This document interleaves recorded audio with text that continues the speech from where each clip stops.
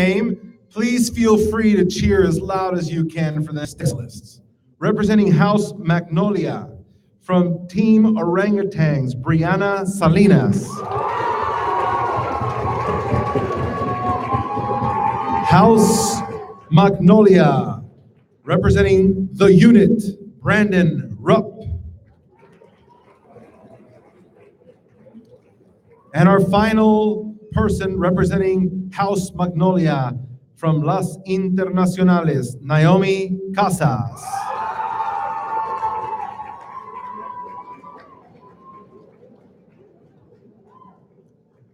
From House Maxwell, representing the Do-Overs, Sophie Wingington.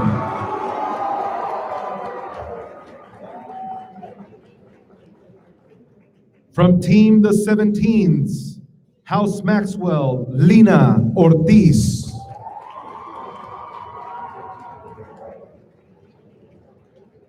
And our final representative of House Maxwell, from Team the Majority, Lavender de Leon.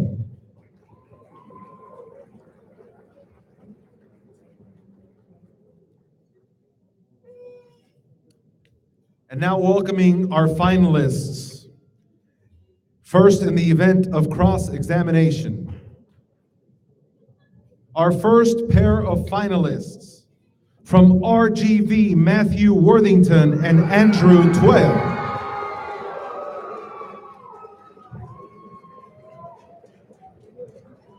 Please make your way down here, please, in the area we have reserved for you. Their opponents, our second set of finalists in cross-examination, from RGV, Viviana Ayala and Elijah Gonzalez.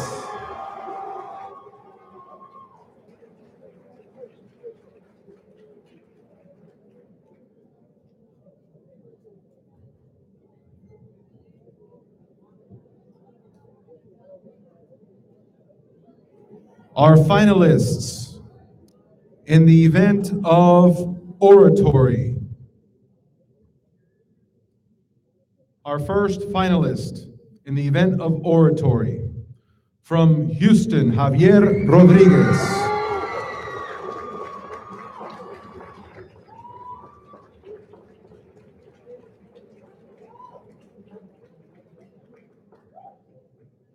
Our second finalist in the event of oratory, from San Antonio, Shira Armstrong.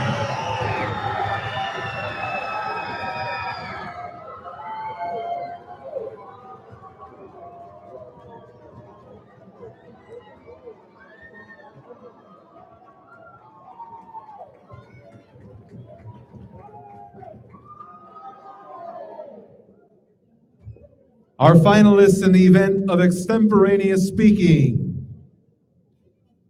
Our first finalist, from Houston, Esteban Villagrava.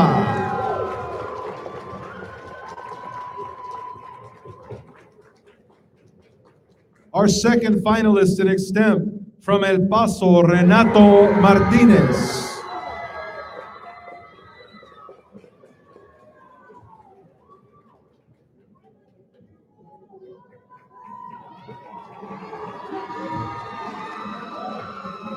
And finally, our finalists in mock trial.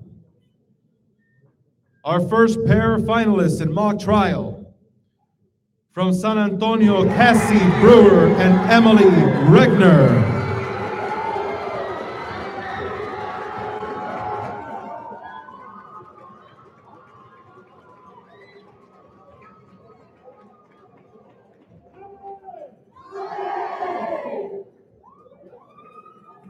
Our second pair of finalists in mock trial, from San Antonio, Gabriela Hodge and Eliana Roebuck.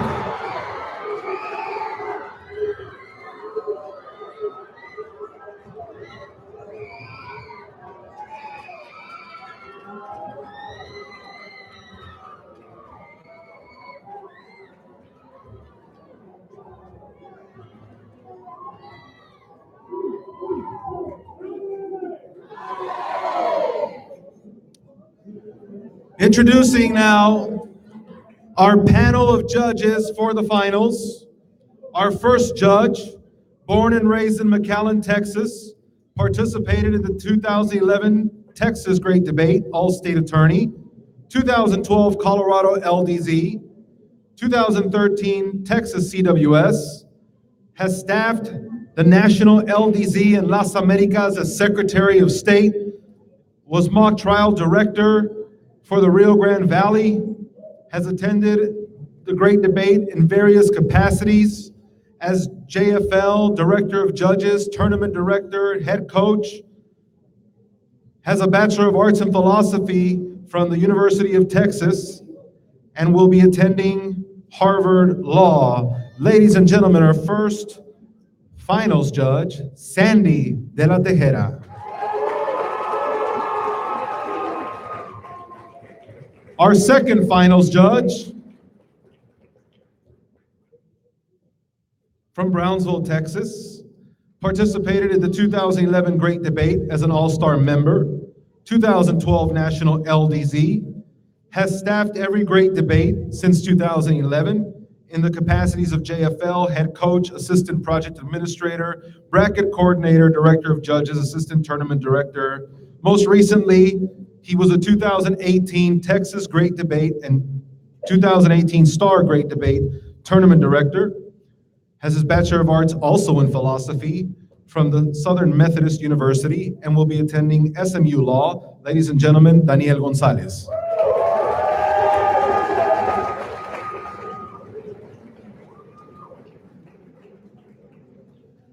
And our third finals judge needs very little introduction.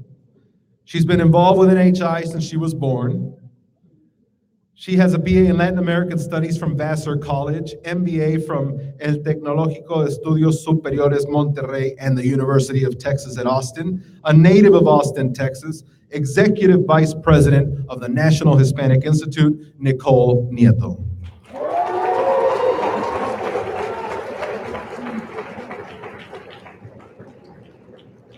My final introduction, as I've done it before, let's give a huge round of applause to your Master of Ceremonies for the finals, Mr. Paul Martinez.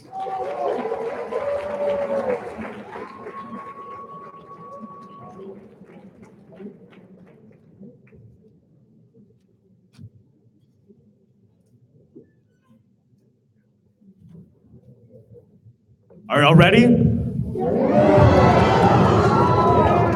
I don't know. Are y'all ready? That's what I like to hear. All right. So we're gonna start off with extemporaneous speaking. And for those of you that don't know extemp, it's a single participant category where the two individuals who are competing will be given a prompt, and they will be able to choose, or they'll be given either a pro or a con side. And there's an interesting opportunity for them to ask a very compelling question to their opponent. So first, I want to invite the finalists onto the stage, and I want to invite the Extemp Draw Room Coordinator, Saul Cesar, from Houston, Texas, as well onto the stage, please.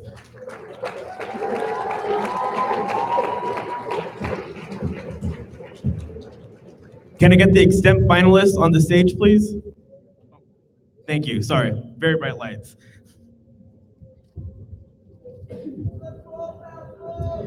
And so I will first read the prompt, and then they will be given their 30 minutes for their draw room. The prompt is as follows. NHI should abandon references to US-based members as national and Latin American-based members as international, for it fosters harmful division and differences between the hemispheric Latino community. And we'll decide pro and con right now. Call it in the air. It is heads. Speaker 2, so you'll be con and then you'll be pro. Okay? And now, so please take them to the draw room.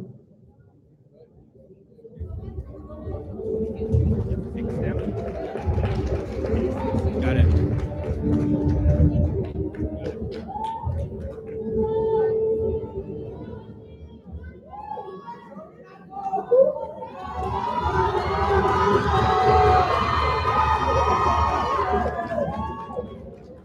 Now, we will be moving to the category of Athenium.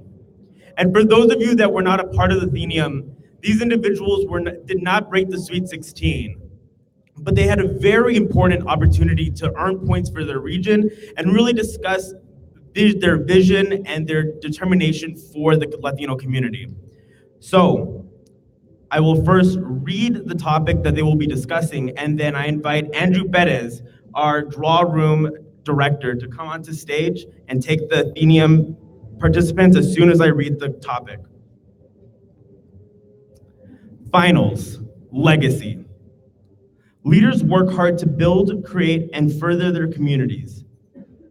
This work is tireless and necessary. However, the work requires leaders to look into the future and create systems that will outlast their personal work. You will be required to look into the future of the community and determine the legacy that will be left behind. In the epilogue of the book Third Reality, NHI president and founder Ernesto Nieto writes, "The story of the National Hispanic Institute unveils an organization moving towards a new direction in the life of the Latino community. In your vision for the future of the Latino community, what is the legacy your generation wants to leave behind and encourage the future leaders of our community?" So Athenium finalists, please follow Andrew to your draw room for your 10 minutes preparation. Let's give him a round of applause.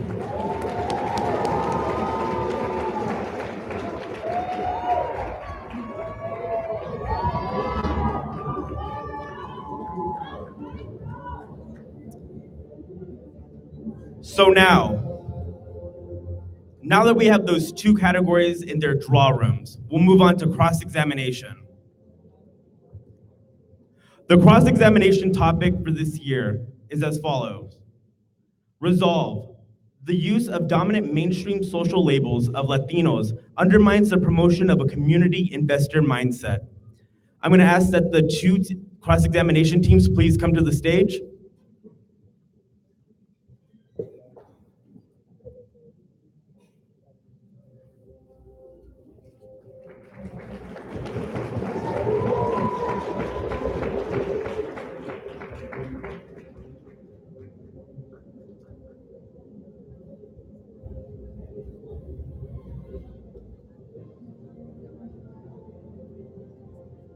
Yeah, just pick a table.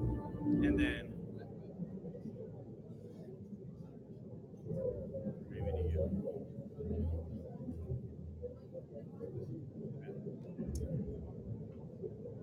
All right, we'll decide affirmative and opposition with a coin flip right now. Call it in the air. Yeah, call it in the air. It's heads. What would you like? All right, the team on my left will be affirmative and the team on my right will be opposition. Marielle, right here in the front, will be giving you time signals and letting you know the procedure of the rounds.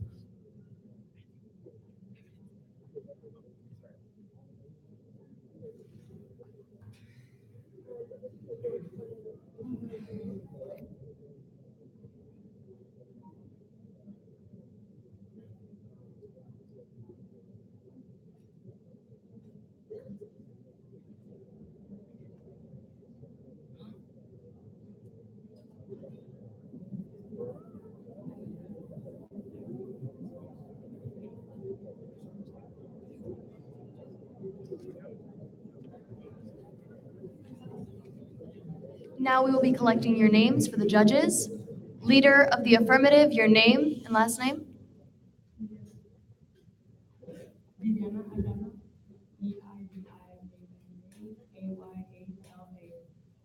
Member.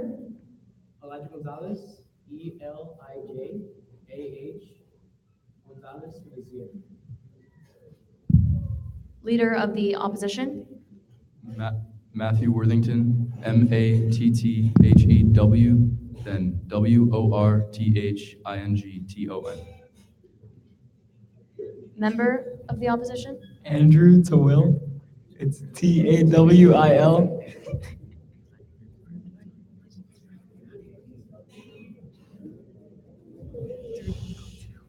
So to confirm, time signals are as follows. 2 minutes left, 1 minute left, 30 seconds, 15 seconds. 5, 4, 3, 2, 1, 5-second grace period. Leader of the affirmative, you now have 3 minutes to deliver your opening statement. Time begins when you do.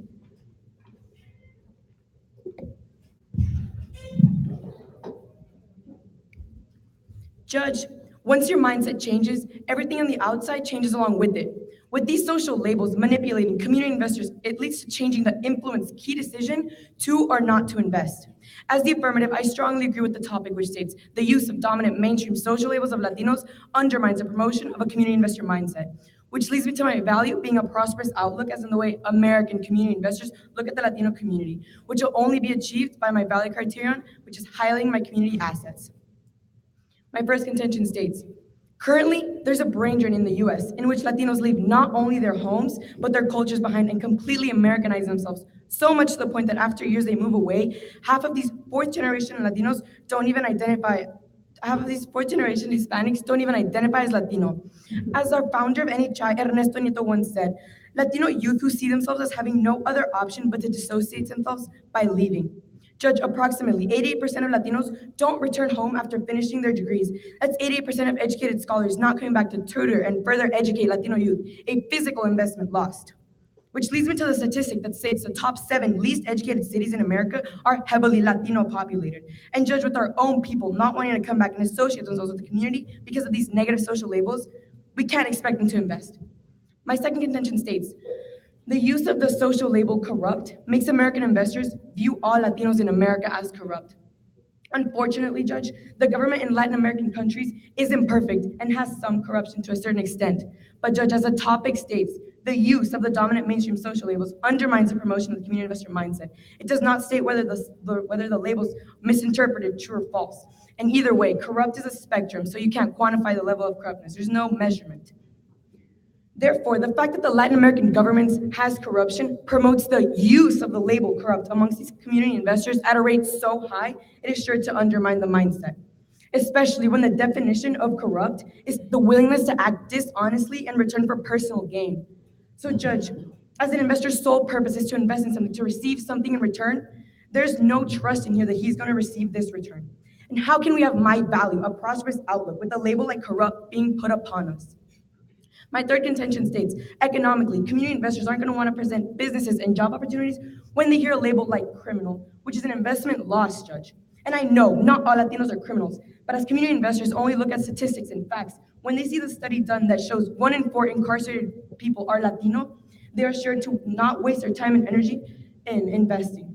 Which is why I value a prosperous outlook, because how are the community investors going to look at us with prosperity with a label like criminal? Thank you, Judge. I am now ready to be cross-examined. Member of the opposition, you have 2 minutes to deliver your cross-examination.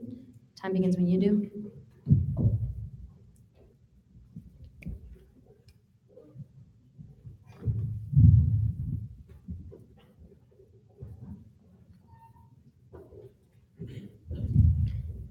You claim that there is not a prosperous outlook on the Latino community, correct?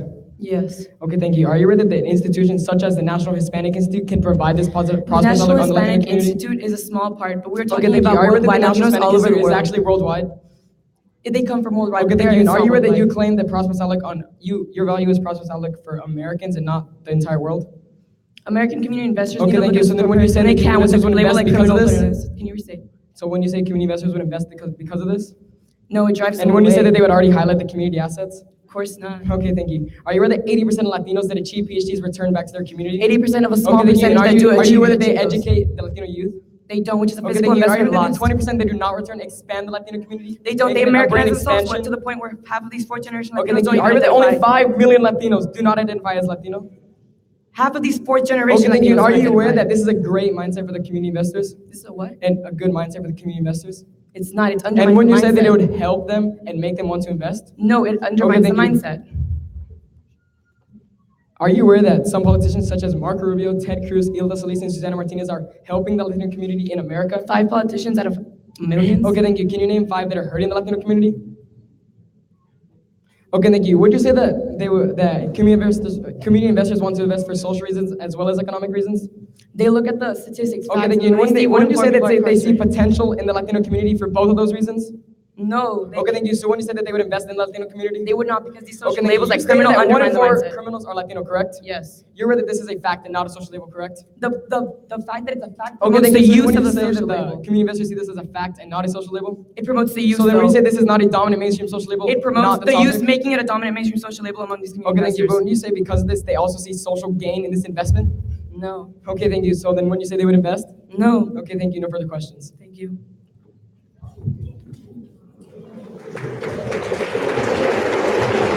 We ask the audience to please save your applause until the end of the round. We ask the audience to please maintain your applause until the end of the round. Please be respectful.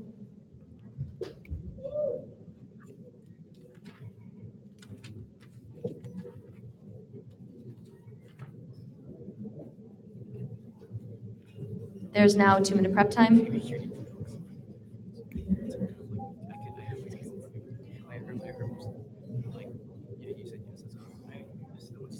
The audience, please be quiet during the prep time so that they can focus. Thank you.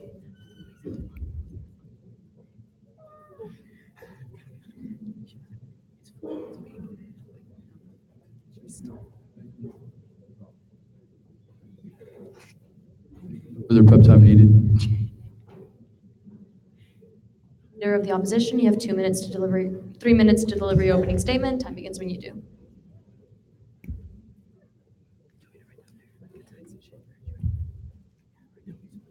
What is the point of personal and spiritual drive without anything to work for or work against?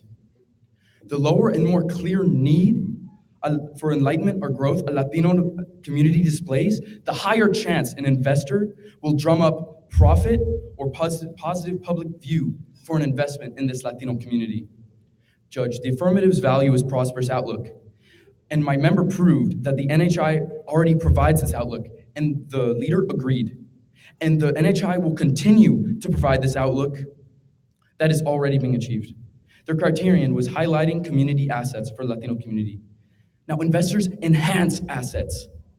They prove assets, and what better way to prove these assets is to show that these social labels hold no merit whatsoever to the Latino community through hard work and spiritual drive.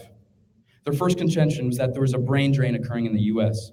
Now, may I remind you, Judge, that that Latin America consists of 34 countries, not including America itself.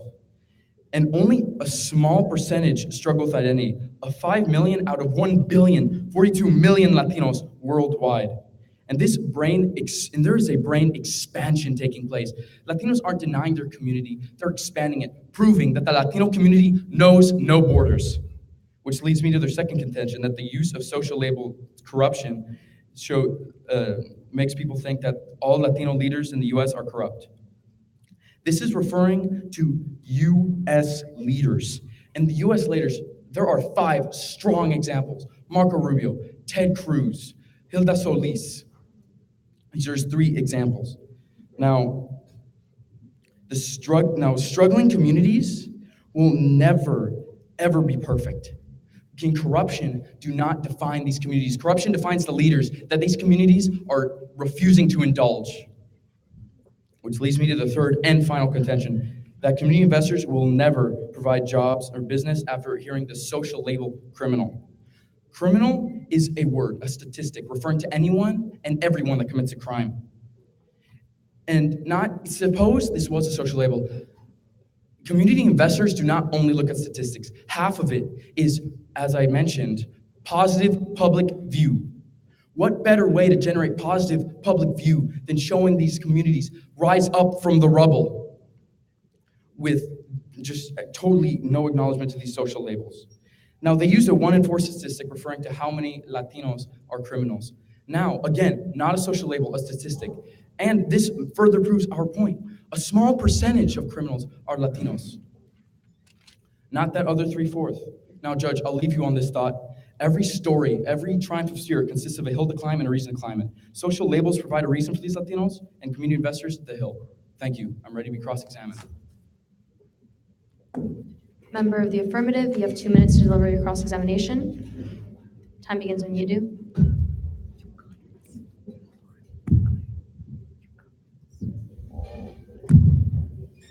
Hello? Okay, cool. Hello, sorry. Can you hear me? It's good. Yes, okay. Are you aware the terms rapist, drug dealer, criminal, corrupt, uneducated are negative social labels? They apply to all people, not Thank you, just but are they Latinos. negative? Labels on their own are neutral. Okay, thank they you. either prove Are you aware something that to because these disprove are or prove negative something to social labels, prove this is right. the product of what people think of us? Please rephrase. Are you aware that social labels are the product of what people think of us? You're generalizing the entire community investor population. Okay, thank you. Are you aware that because people think about us this certain way and label us as these certain labels, we are not looked upon prosperely? We are looked upon a community that is struggling in Okay, need of thank help. you. Community investors If a will community see is this. uneducated, can they provide good education? Education doesn't only come from within the community, it comes from people outside of the Okay, community. thank you. Investing Are you their aware that time 7 in heavily helping these Latino-populated people. cities are labeled as uneducated? Please rephrase. Are you aware that 7 heavily Latino-populated cities are labeled as uneducated? There's no proof to back up that is due to these social Okay, labels. thank you. Are you aware that approximately 88% of Latinos don't come back home after college? Because as I had mentioned, they are expanding the Okay, Latino knowing heritage, that we're proving labeled as that there is no uneducated, borders. are you aware that there are 80% of Latinos that don't come back home after college? 80% of Latinos with Okay, thank PhDs you. come home and Can help their people community. who leave their community physically invest? They can physically donate their time Can you through physically Skype. tutor to a community that you're not in? As I had said, there are Skype, there are other ways that Okay, Latinos thank are you. right now helping Are their you aware tutoring is communities. a form of investment? Please rephrase. Are you aware tutoring is a form of investment? As I had mentioned, they help through Skype. They don't have to Okay, physically thank you. be there Are nowadays. you aware This is according the to the current Consumer age, not the Perception Index, past. Latin American countries are highly corrupt? The leaders are corrupt, not So the you would people agree that we are themselves. perceived as corrupt? I agree the leaders may be perceived as Okay, thank corrupt you. in the Would Latin you American invest in somebody community. who would use your investment dishonestly? Please rephrase. Would you invest into somebody who would use your investment dishonestly? The entire Latino community are not dishonest. Okay, We are thank you. prideful-looking people. Are you aware 1 out of 4 prisoners are Latino? This is a minority. Would you are Latinos are a minority too? Are you saying they're insignificant? I'm saying that your number is insignificant to Okay, the case. okay, thank you. Would you hire a criminal? It really depends on the crime. Okay, thank you. Thank you. No further questions. There will now be a 2-minute prep time for rebuttals. Again, the audience, please be quiet.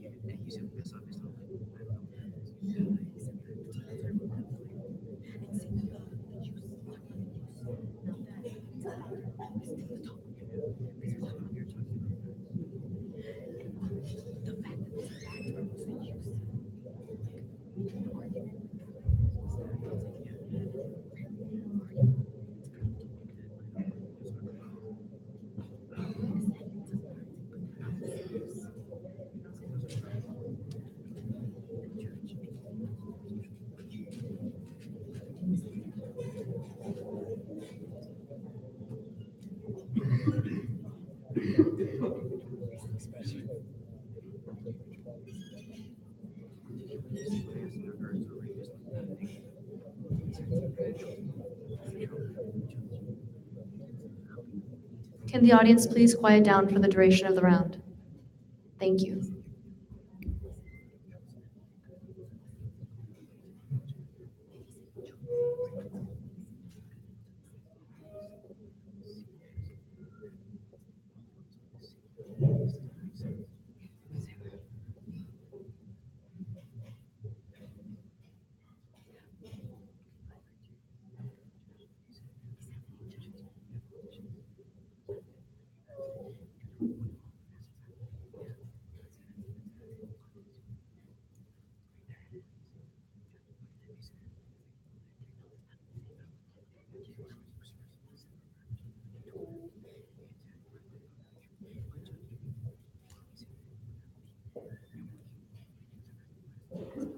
Member of the affirmative, you have 2 minutes to deliver your rebuttal. Time begins when you do.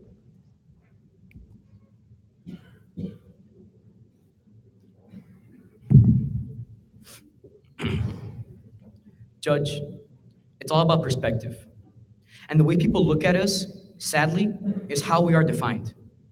I am here as the affirmative side to strongly affirm the topic that states resolved.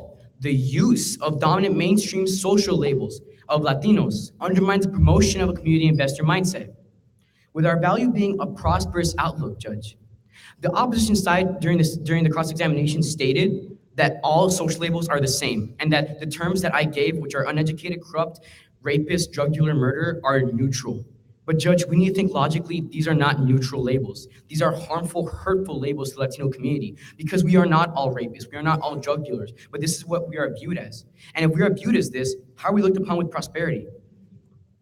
Moving on to our value criterion, Judge. Yes, we have politicians like Marco Rubio, Ted Cruz, etc., but we stated we want all our assets highlighted. Yes, we are having some of our assets highlighted, but we want all of the Latino community to be highlighted for the success we've had. With our first contention being the brain drain, Judge, we set the parameters to America. They stated that Latin American countries, we don't have any statistics for that. But even if the argument made sense, Judge, they said we are networking, but we're not. We gave a statistic that showed that half of fourth generation Latinos don't even identify as Latino. And if they don't identify, that means we're losing those people. And the topic states an investment that was undermined, the mindset of an investment that was undermined because of social labels. And if we are labeled uneducated, that means it is undermining an investment because any investment lost is an investment that was done harm to. With our second contention being that corruption is exaggerated by the use of the label corruption, we stated that, yes, it's a fact, Latin American countries are corrupt, and it's a sad fact. But the fact that it is corrupt promotes the use for this label. And the use of this label does undermine the promotion of a community investor mindset because investors do not want to invest in people who would use their investment dishonestly. And the leader in the opposition for the cross-examination denied this. With our third contention being jobs are being lost because of the word criminal. Thank you.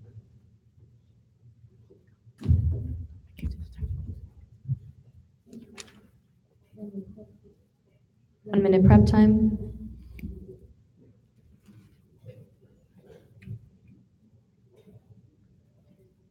No further prep time needed. Member of the opposition, you have 3 minutes to deliver your rebuttal and rejoinder.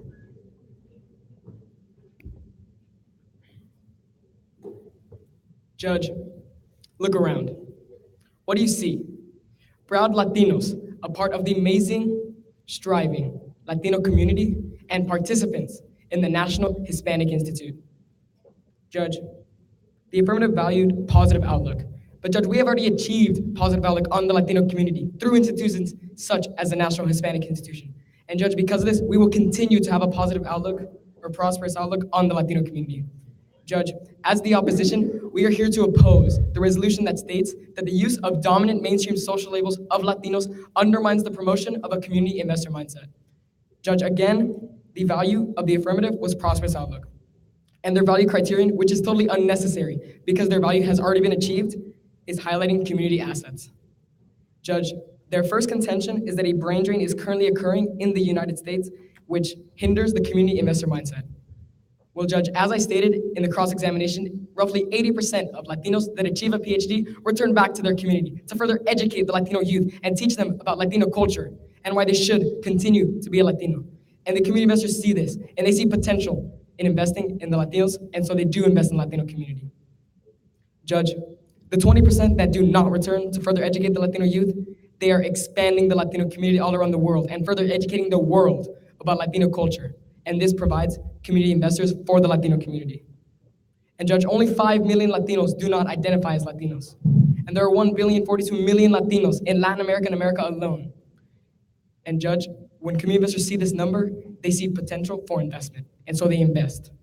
Judge, their second contention states that corruption in Latin American government hinders the community investor mindset.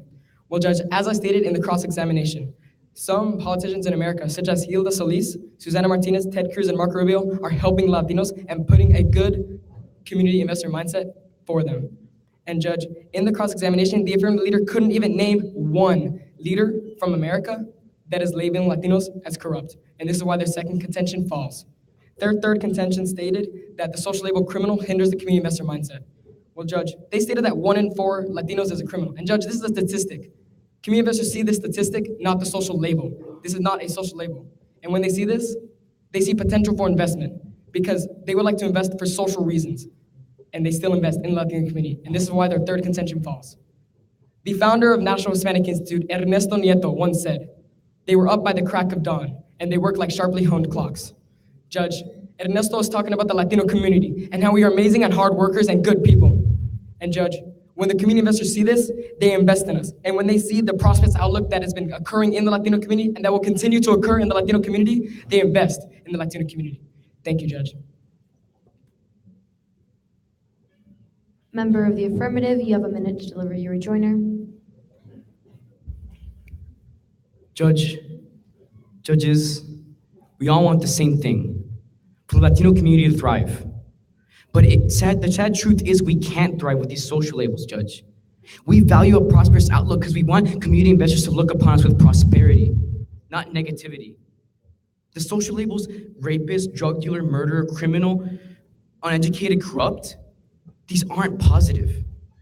With community investors looking upon us with this mentality, they won't want to invest. And that's the whole side of the topic, Judge. Americans look upon us as if we're at the bottom, and they want to invest to bring us to the top. But these social labels are like a rock. They're an obstacle that we can't get past. And any investment that's lost is a hurt to the Latino community because we want to thrive. We want to be good people, and we are. But the rest of the world, the rest of America, doesn't know this yet. Thank you.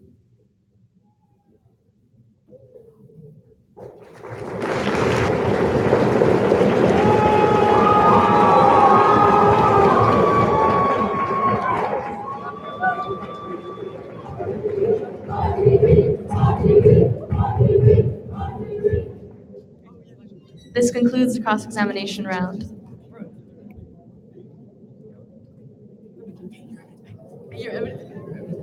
Another round of applause for our cross-examination finalists, please.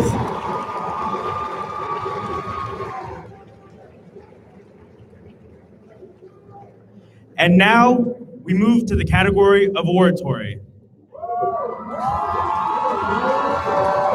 If I could have the two oratory finalists, please come on stage.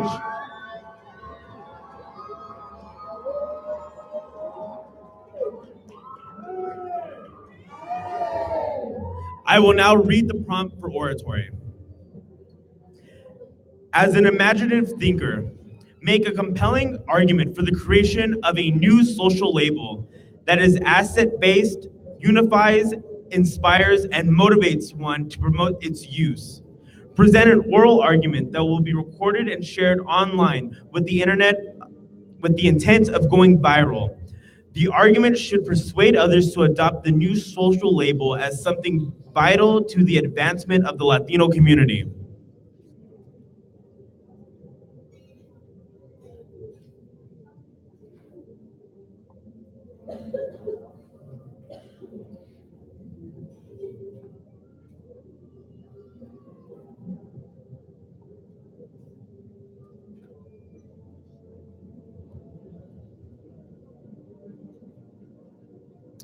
All right, we'll start with the coin flip first.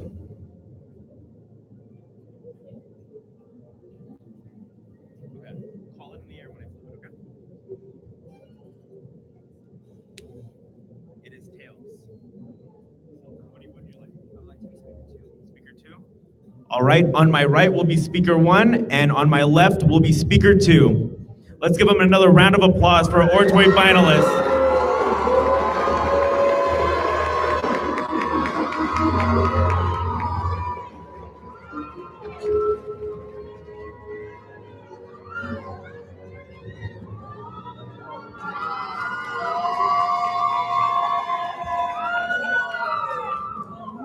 Speaker one, can we get your name and last name for the judges? Shariah Armstrong, SHRIYA.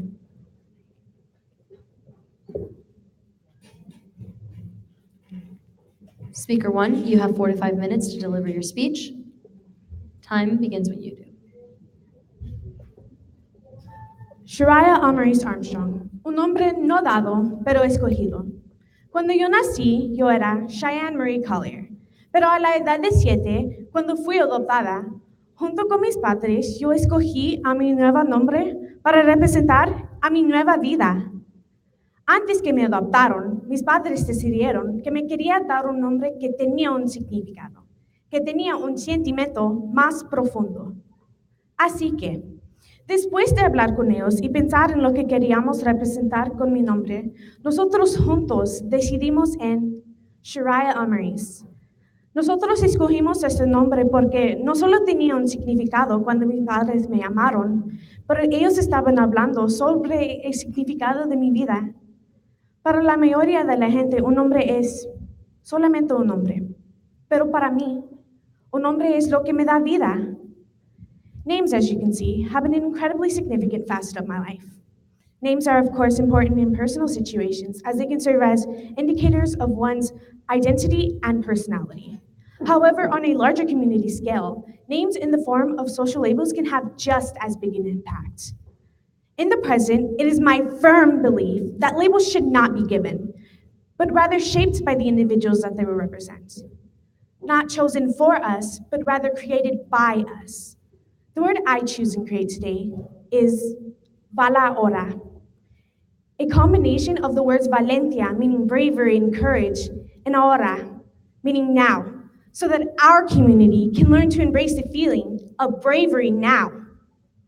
Usaremos a la palabra valahora para reflejar a nuestros valores de fuerza y determinación en la comunidad. In the past, labels such as Hispanic were forced upon us by the government through the US Census without regard to how they would fit into the culture and language traditions of our community. As a result, according to the Pew Hispanic Research Institute, not only do most Hispanics not see themselves fitting into the standard racial categories used by the US Census Bureau, but most Hispanics also do not see a shared common culture among US Hispanics. This division and disconnect, which has grown rapidly over the past few decades, opens the door for today's Latino youth to create and promote a new, more inclusive social label like Makes Sense. In today's world, it seems the perfect time to spread a new defining label for the valahora comunidad. Using technology and word of mouth among the NHI network of students, educators, and community leaders, I believe my social label will grow to influence all members of my community. In the introduction of Third Reality, Ernesto Nieto states, he discovers the meaning of courage, that is to acknowledge his fears and to still do what he believes is the right thing to do. This message of courage and bravery now is exemplified in my social label. I believe the most important values in my life, the values of passion, pride, family, community, and of course, bravery and action now are represented through the word valahora, because this word represents the centuries-old fight and the struggles that our community has faced. And it symbolizes our commitment to never stop fighting, to never give up, to always have courage, always have valentia, and to live for the present, live para el ahora, and to think of the future. The labels we use now are labels of the past, but we are no longer in the past. We are in the present, and we are in the future. We are the now. We are ahora. We are brave enough to change how people will see us, to make a name for ourselves, and to determine our own futures. We are brave. We are now. We are valentia. We are ahora. We are valahora. Thank you.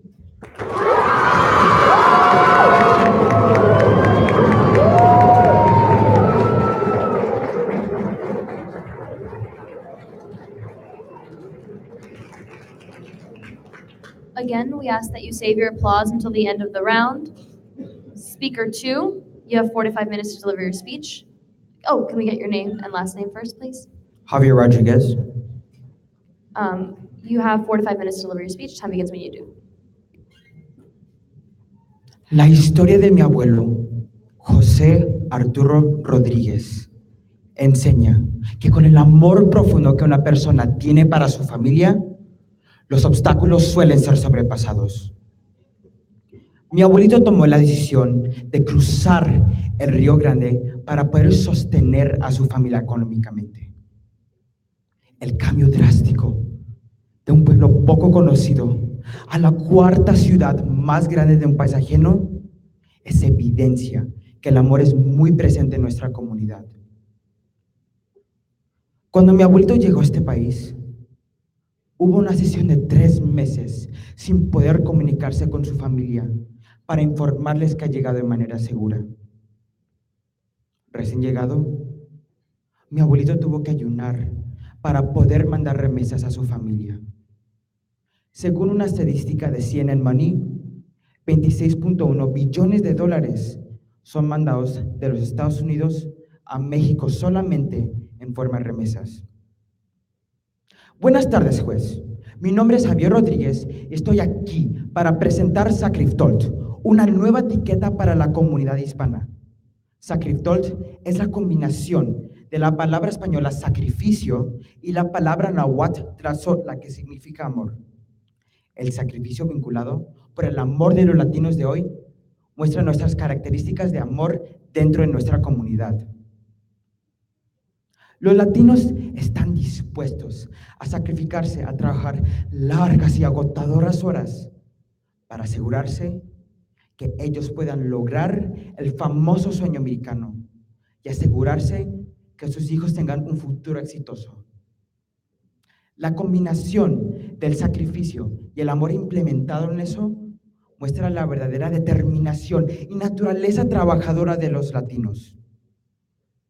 Se proyecta que los latinos estarán en divisiones de clases socioeconómicas más altas.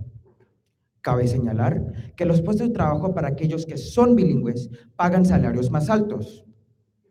Según un análisis del Pew Research Center en el 2013, el 62% de los adultos hispanos en los Estados Unidos son bilingües. El tiempo dedicado a dominar el inglés y el español es al costo de sacrificar el tiempo personal. Además, según una investigación del EdSource, el 87% de los latinos en América Latina y en Estados Unidos quieren un título universitario. Los latinos, evidentemente, han visto los duros desafíos que sus padres han enfrentado, pero ellos están dispuestos a completar con sus aspiraciones. Los latinos crean una relación de cariño y ternura dentro de sus familias. Ernesto Nieto, el fundador del National Hispanic Institute, declaró en su libro Third Reality que su código familiar es ser buenos hijos, respetuosos y obedientes. Dichas características son muy presentes en nuestra comunidad, ya que crea tal unidad entre nosotros.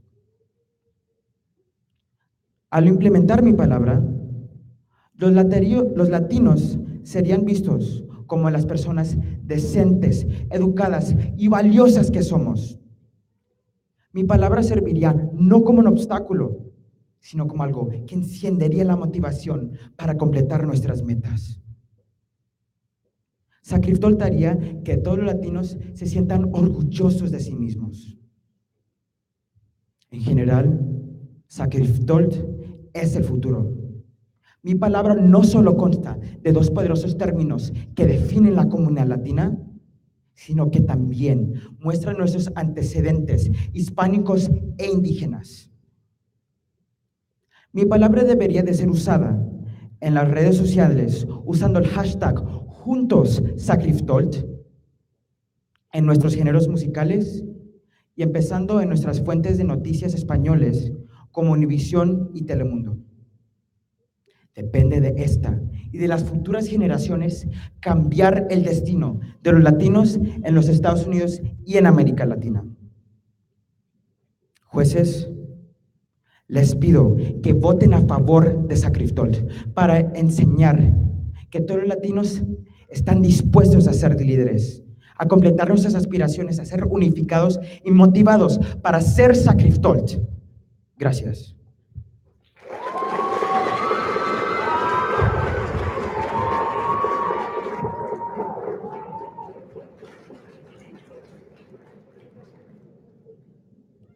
Orators, your question is, ultimately, what do you want the world to think when they think of your social label and Latinos? Once more. Ultimately, what do you want the world to think when they think of your social label and Latinos? You now have a minute to prepare.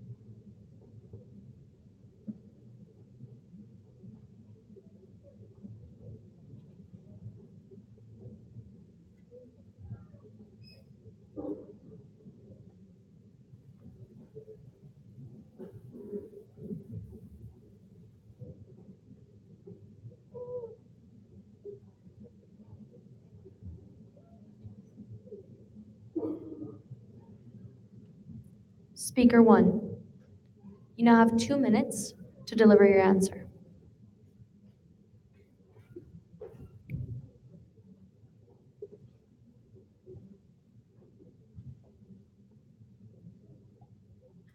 Valahora, a word meaning bravery now. When creating my social label, it was my intent for the Latino community to have a choice, a decision, like I did when I was 7 years old. When I was 7, I was getting adopted. And me and my parents decided that we wanted a name that had a special meaning, that had a significance, that spoke life over me. And we chose Shreya Amaris. So using my story, I created Valahora.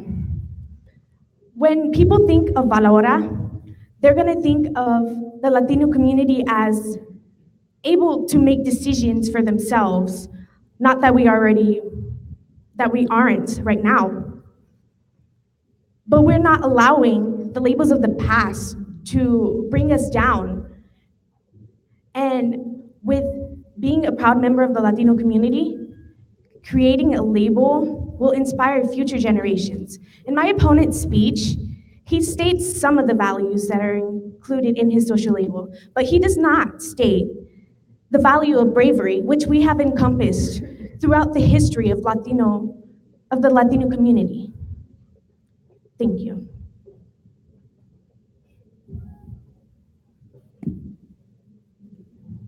Speaker 2, you have 2 minutes to deliver your response.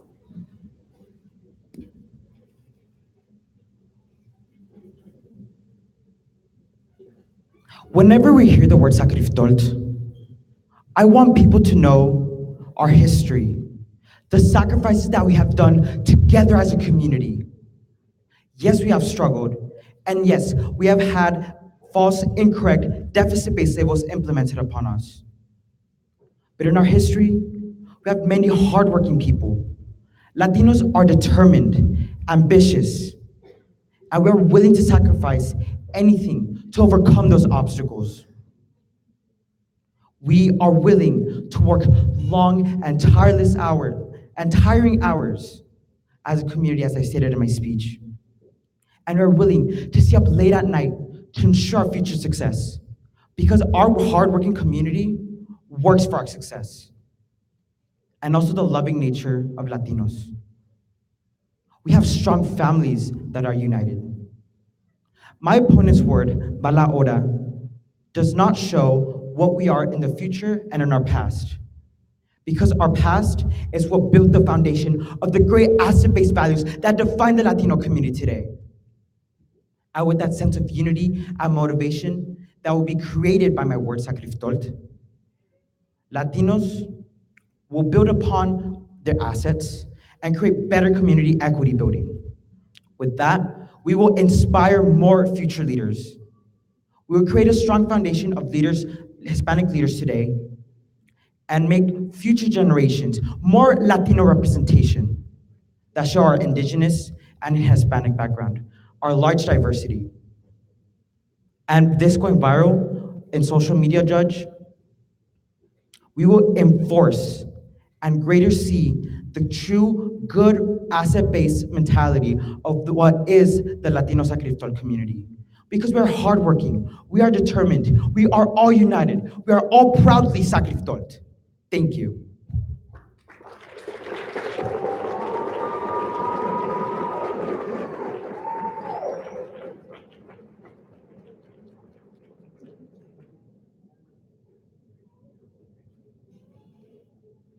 Another round of applause for our oratory finalists, please.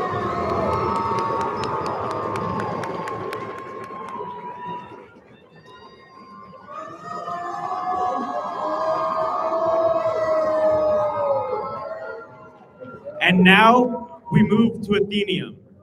And just to remind you what the prompt is, in your vision for the future of the Latino community, what is the legacy for your generation that you want to leave behind to encourage the future leaders of our community? So I'll call up our Athenium participants. Brianna Salinas from the Orangutans.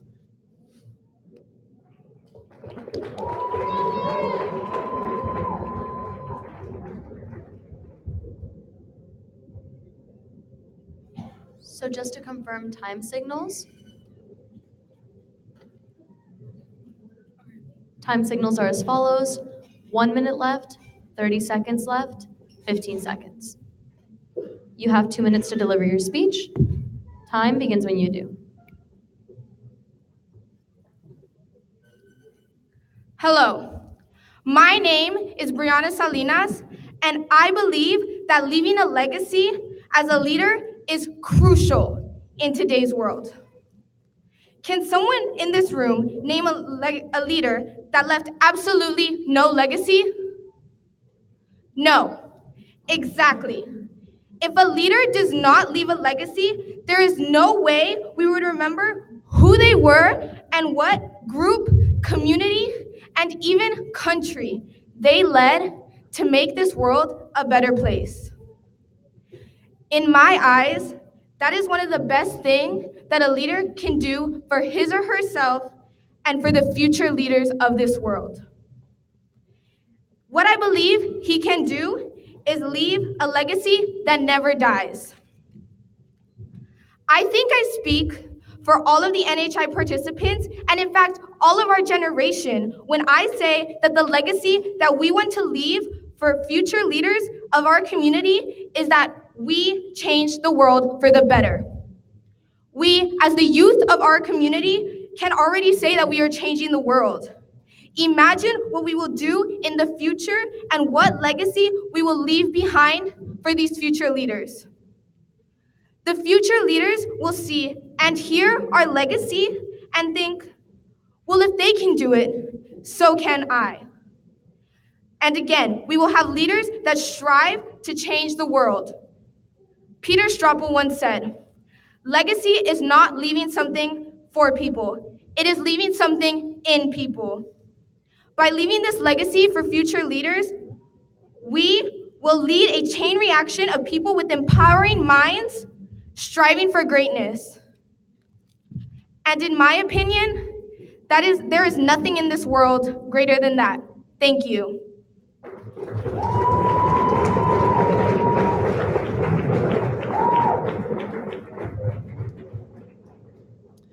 And our next Athenium finalist from the team, the unit, Brandon Roop.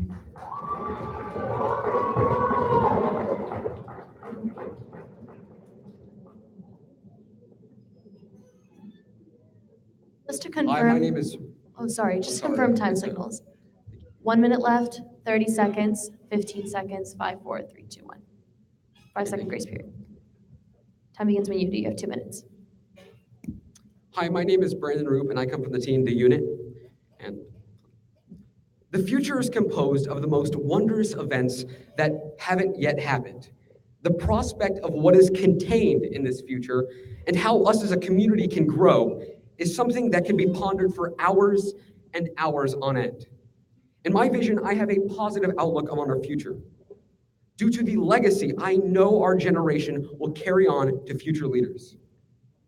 Probably one of the biggest goals that our generation needs to tackle is the ethical treatment of all Latinos in not only America, but the world. This fair treatment for every single one of us should be a right, not a privilege. We can stand up and fight this oppression, and we can carry out this legacy if our generation unites.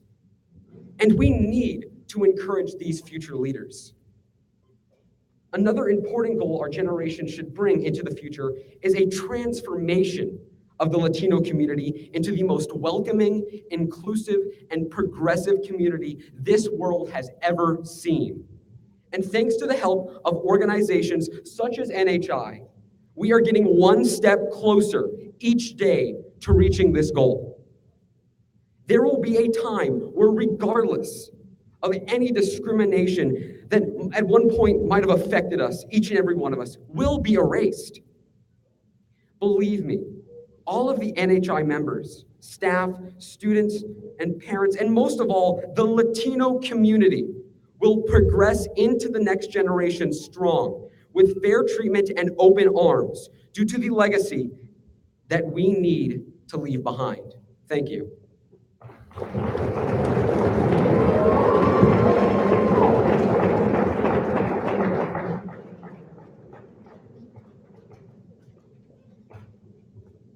All right, our next Athenaeum finalist from Team Los Internacionales, Naomi Casas.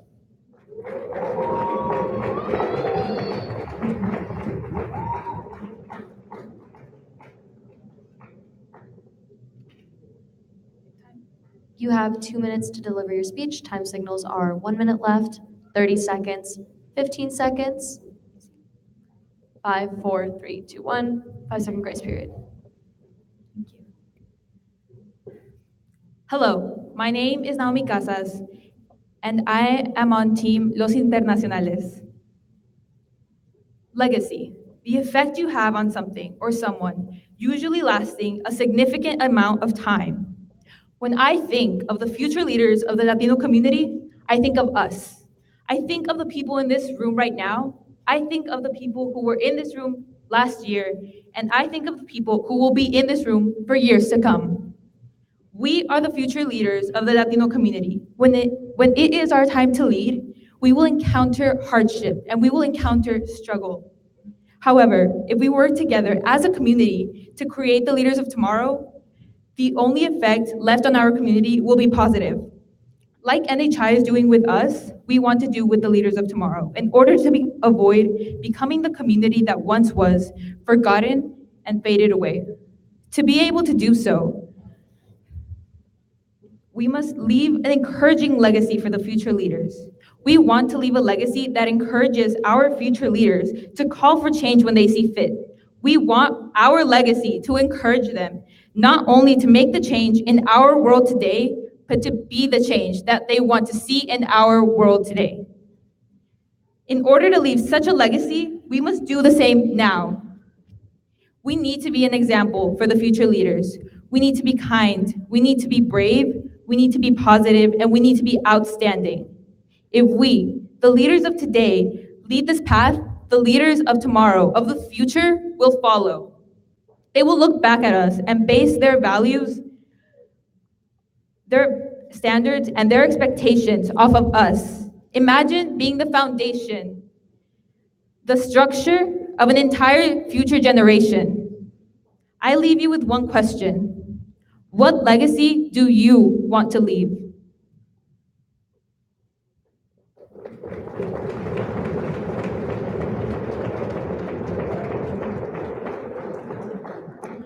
Our next Athenaeum finalist from the team The Do-Overs, Sophie Wigington.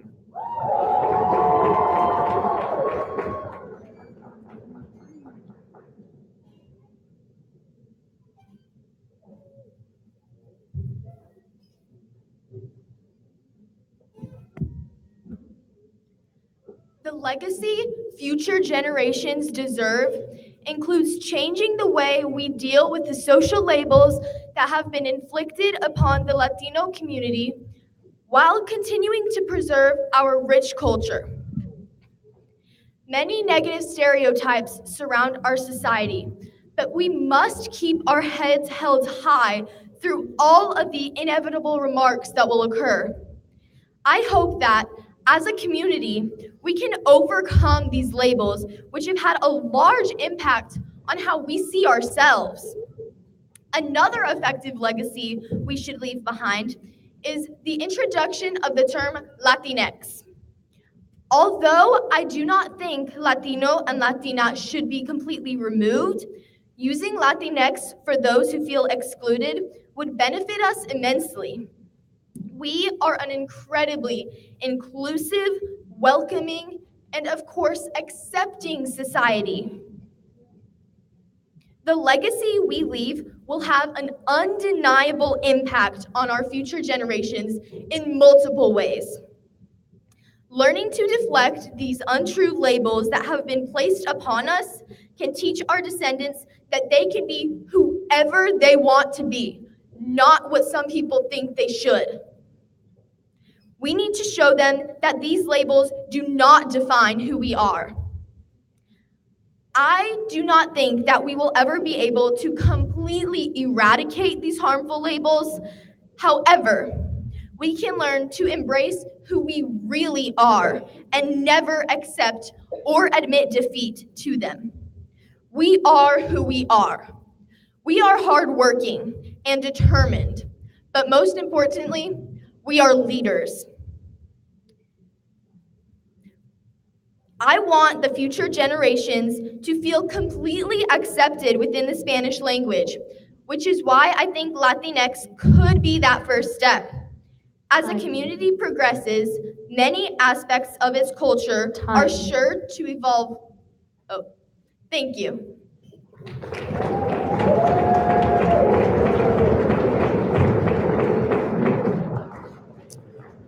Our next Athenaeum finalist from the team, the 17s, we have Lina Ortiz.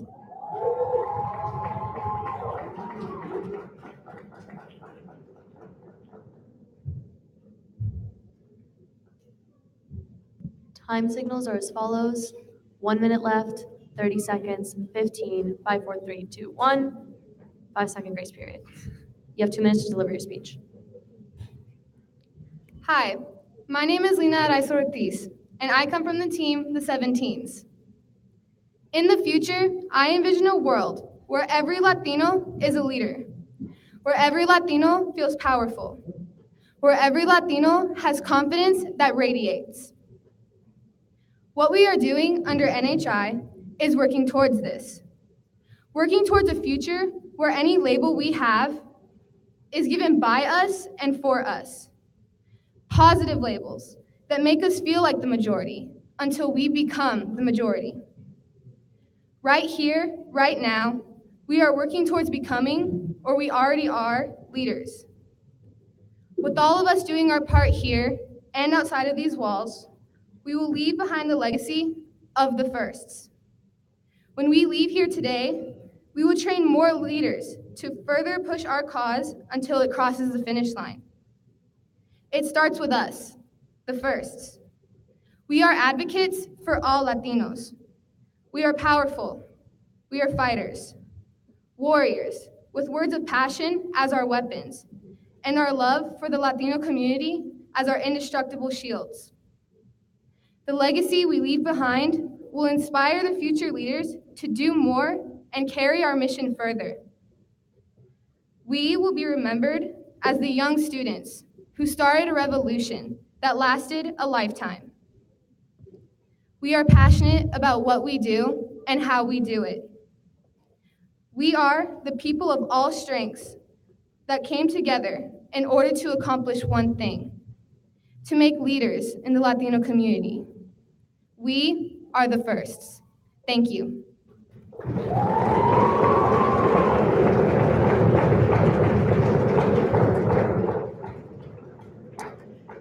And our final Finalists for the category of Athenium. From the majority, Lavender de Leon.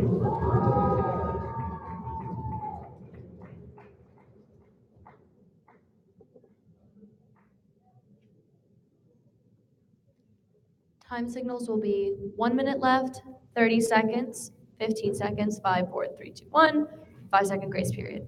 You have 2 minutes. Time begins when you do.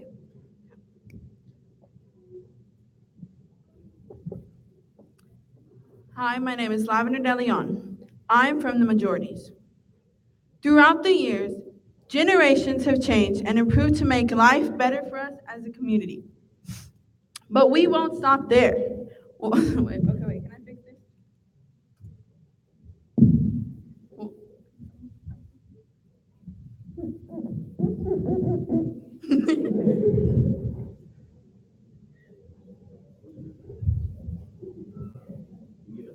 Yeah, because I keep missing it.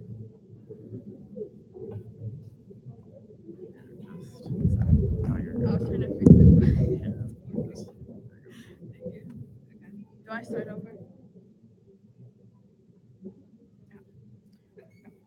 Hi, my name is Lavender de Leon, and I am from the majorities. Throughout the years, generations have made changes to help us better as a community. But we won't stop there. We will make our own changes as well. Though their efforts have done most to help us, we still go through challenges, trials, and tribulations. For example, although we can all say here that we are proud Latinos and Latinas because we are in NHI, that is not the same case for all Latinas. We are a community, and we should all have the same privileges as one another. We should be screaming that we are Latinos. There is no need to be ashamed of who we are. We should be rising up and telling people that we are who we are. Why be ashamed of the fasting, progressing community? Don't stand back, stand up. Let's be the generation to do something. I want all of the Latino community to be able to say loud and proud that we are Latino. I want this generation to be able to make that happen. Let's create the legacy of being able to say that we are Latinos. Encourage one another. Lift your voices. Be proud because you are part of the Latino community. Thank you. I yield my time.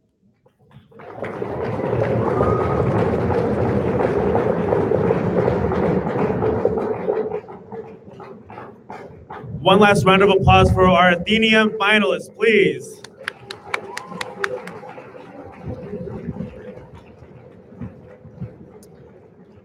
Now we move on to the category of Extemporaneous Speaking. If the finalists will please come to the stage.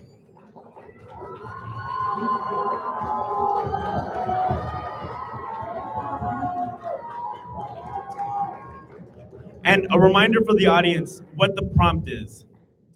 NHI should abandon references to US-based members as national and Latin America-based members as international, for it fosters harmful division and differences between the hemispheric Latino community. All right, we'll begin right now.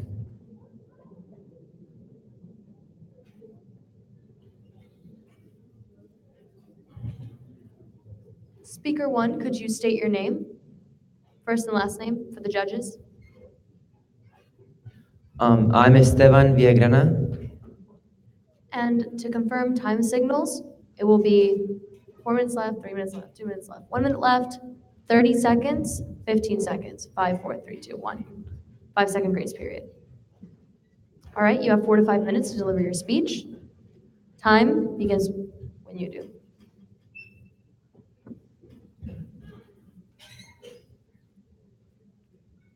The American dream includes ideals of opportunity for prosperity and success. Many Latinos living in the United States have learned how to live that dream.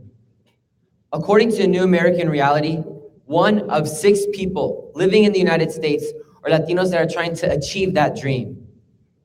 It is important that as Latinos, we do not conform to just being tolerated in the United States.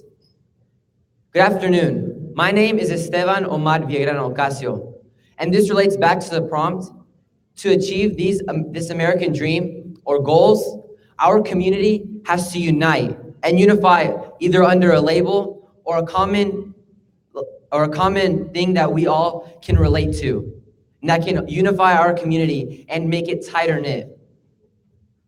So I agree with the prompt that the NHI should stop using these labels such as national and international. And I'll prove this with my 3 areas of analysis. First, a statistic from Pew Hispanic. Second, a quote from Ernesto Nieto's Third Reality. And third, an example of labels that tear a community apart and further diminish Latino individuals. So going to my first area of analysis, according to Pew Hispanic in 2017, 73% of Latinos spoke Spanish in their house.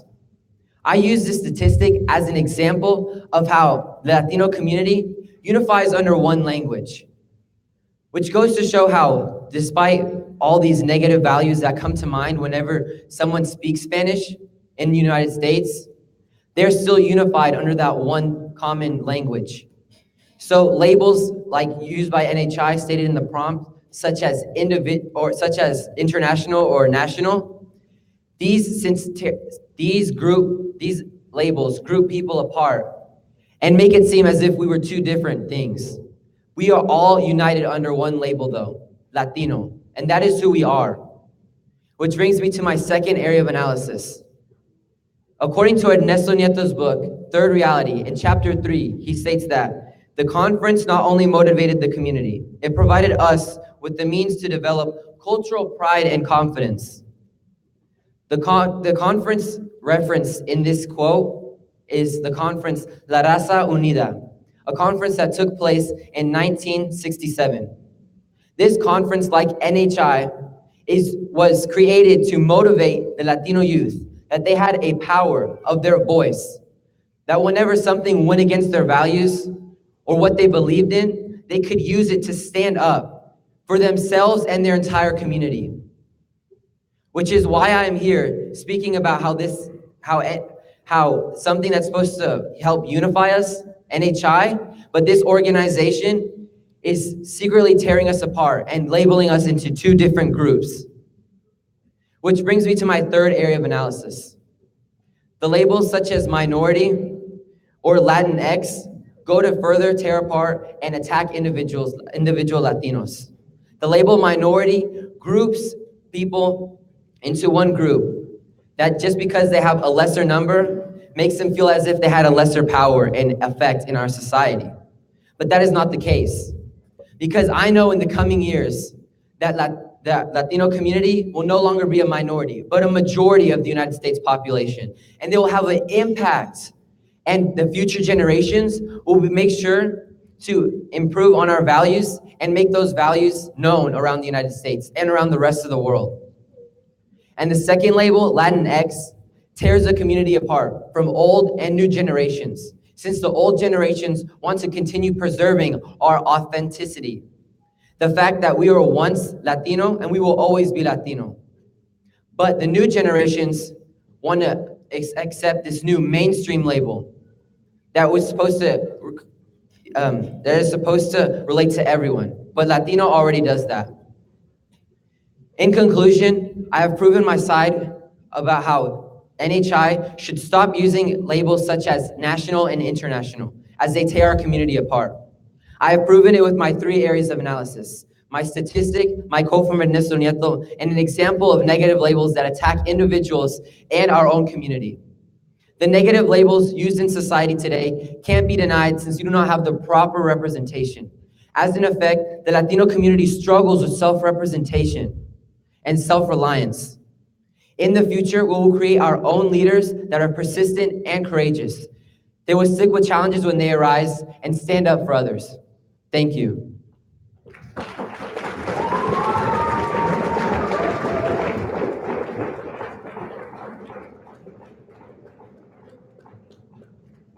Speaker 2, you have a minute to prepare your follow-up question.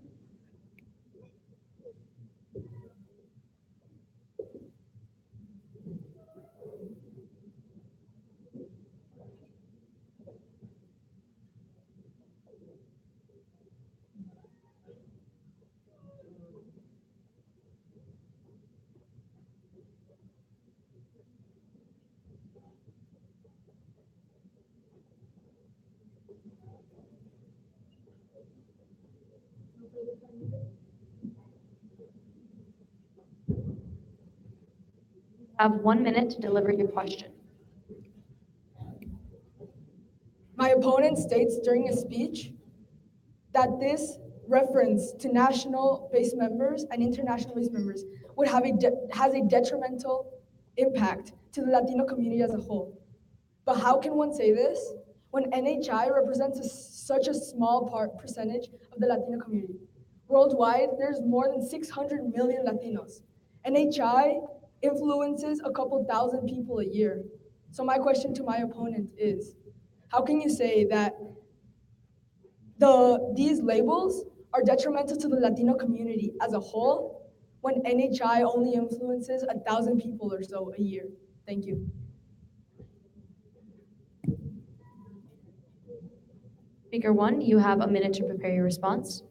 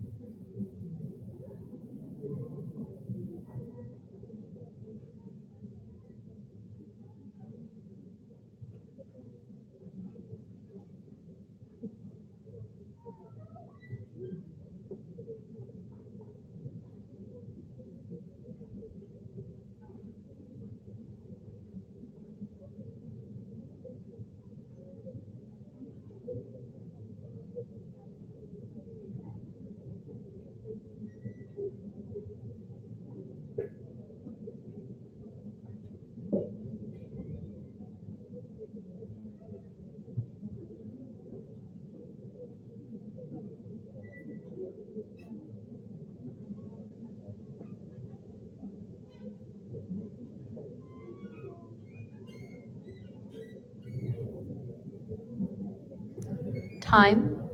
Speaker 1, you have a minute to deliver your response.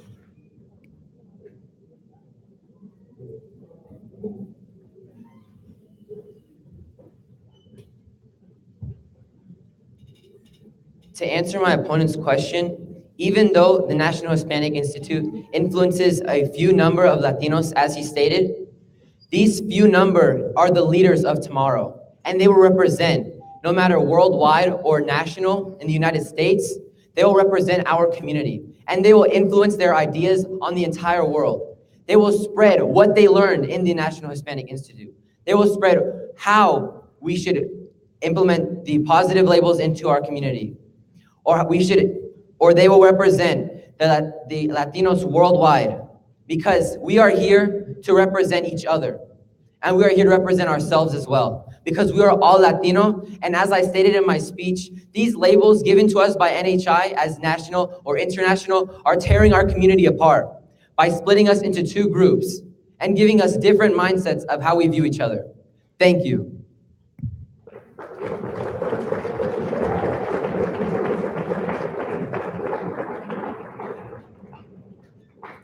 Speaker 2, you have 4 to 5 minutes to deliver your speech. Time begins when you do. Ernesto Nieto came up with the concept of NHI through a simple car ride through Rio Grande Valley. He realized that the Latino community was not united. He saw the disband in La Raza Unida and wanted to create a program that could fix that. He wanted to create a program where future leaders could be made that would unite that community. But as we can see, NHI has not followed up on that.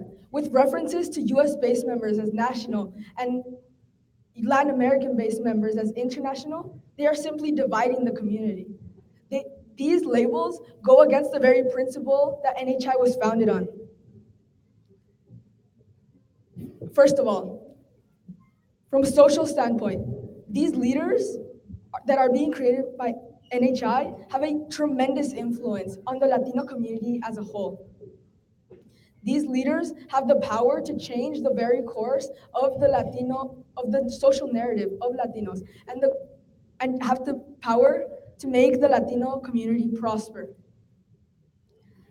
One of these leaders that understands the concept of unity is Alexandria Ocasio-Cortez. She understood that no matter what background you came from, you had to, as a community is better united. So when she ran for Congress, she made sure to tell everybody that no matter their background, that no matter where they might have came from, that with her, they were all one. that her community was one, and she understood that together, a community is stronger than separated. These labels are simply embedding into the minds of future leaders that there is sections in the Latino community. And if we, the young Latino leaders of future generations believe this, then we will create chaos within the Latino community. Now, second of all, these future Latino leaders being created by NHI are our teachers. They might not be our classroom teachers, but these leaders have the power to guide, to inspire, and to teach future generations of Latinos how to act, what principles, what beliefs they should have. These leaders have the power to influence the course of the Latino community as a whole. Especially they have a power to influence especially young Latinos. Within the United States alone, 17.9 million, nearly a third of the Hispanic population, was under the age of 18, according to Pew Research Center.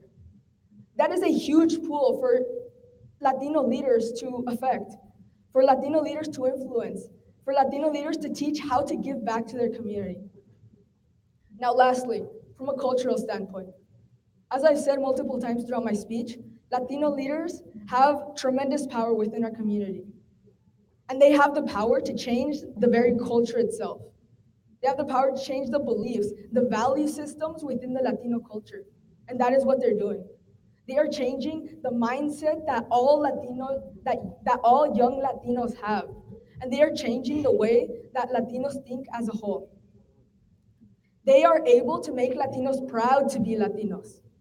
11% of Latinos didn't know how to identify, according to Pew Research Center. These future leaders have the ability and the influence to change the mind of these 11% and make everyone proud to be a Latino. Now, to conclude, I believe that NHI should abandon all references to US-based members as national and Latin American-based members as international, as it accentuates the different cultures that they come from and simply points out the differences between them. Latinos around the world are very diverse, but we shouldn't be focusing on the differences. Instead, we should be focusing on our common goals, our assets, and working together. Because as I've stated multiple times throughout my speech, unity is the key to success for a community. Latino leaders must unite as one, work towards one common goal, bettering the community. I'd like to end off with a quote from Ernesto Nieto's book, The Reality. In reference to NHI, he says, "By becoming enterprising and self-sustained in our development, we start to uncover a treasure of Latinos in the academic community." We can see that Ernesto Nieto believed that we have the power to change the world, and that is exactly what we are going to do. Thank you.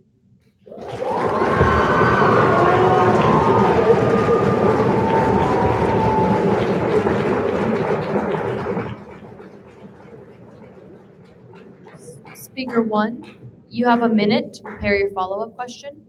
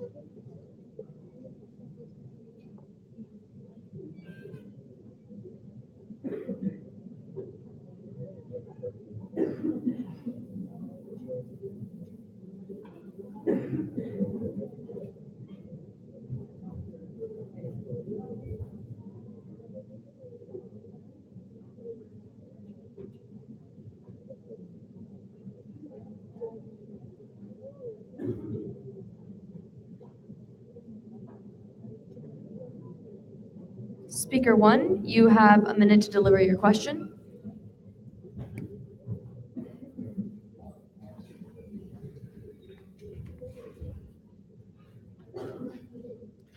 My question to my opponent is, why would future generations of the Latino community want to unify together if being Latino brings negative connotations into their lives and into their families?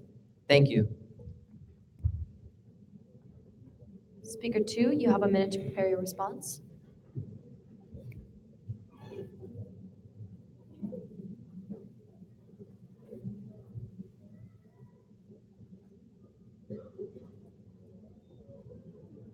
No further time needed. 1 minute to deliver your response. These future generations should and will identify as Latino because they will not choose to focus on the negative connotations that come around with being Latinos. They will have asset-based mindsets. They will focus on the good things of the Latino community, the family orientation. I'm sure that I can speak for all of us when I say that we are proud members of the Latino community. We are not ashamed of our background. We are not ashamed of where we come from. We want to unite and want to better the community because that is how we identify. That is our past, that is our ancestry, and that is what we all choose to be. Thank you.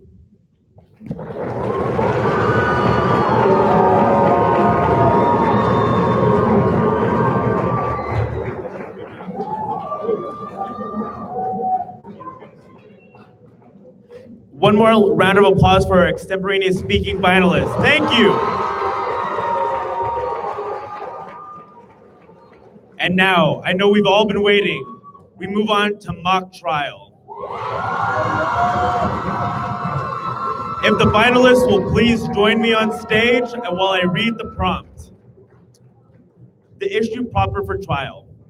Whether the prioritization of the adoption of the social label Latinx is consistent with the values and goals of the Latino community found under Article 11, specifically whether or not prioritization of the social label by community leaders and organizations is consistent with Article 11. All right, call it the coin in the air. Yeah, I'm sorry. It is heads, so you get to pick. The plaintiff will be on my right and the defense will be on my, plaintiff will be on my left and defense will be on my right.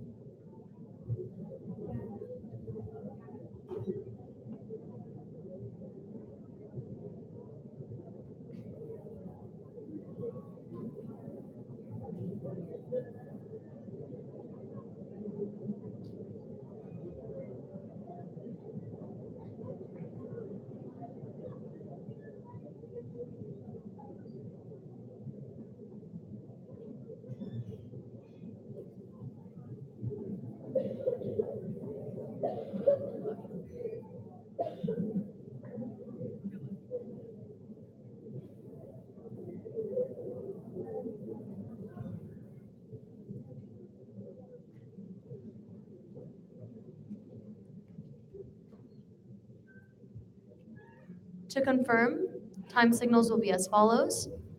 2 minutes left, 1 minute left, 30 seconds, 15 seconds, 5, 4, 3, 2, 1, 5-second grace period. Our judge, Sandy de la Tejera, will be presiding over objections, should you choose to make any.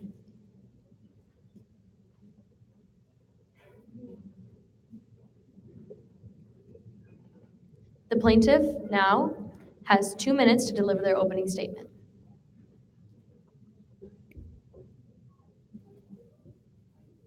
Permission to approach the stand, Your Honor. Thank you.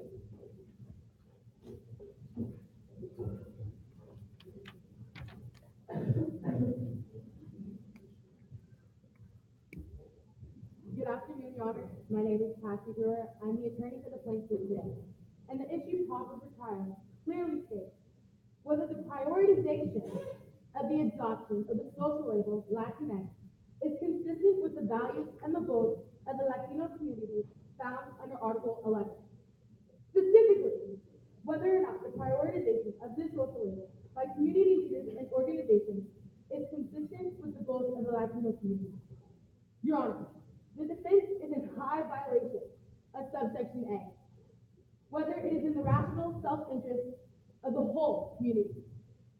Subsection E, whether it promotes the life, liberty, and the happiness of the community as a whole. And finally, subsection F, whether it encourages Latinos to seek answers and solutions within the community before seeking answers and solutions from outside institutions. Your Honor, the whole reason we are here today is because of this program they call NHL. We are here to be the leaders of today, tomorrow, and every day to come.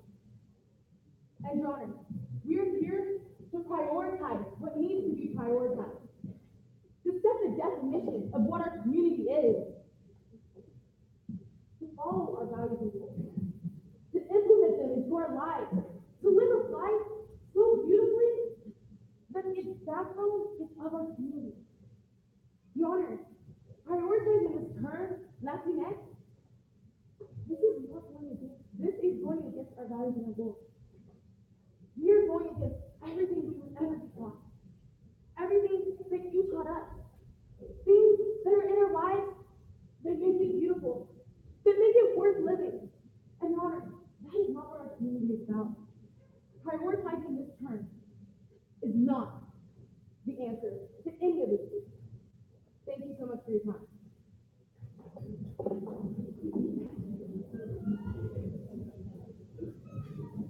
Permission to give my opening statement? Granted.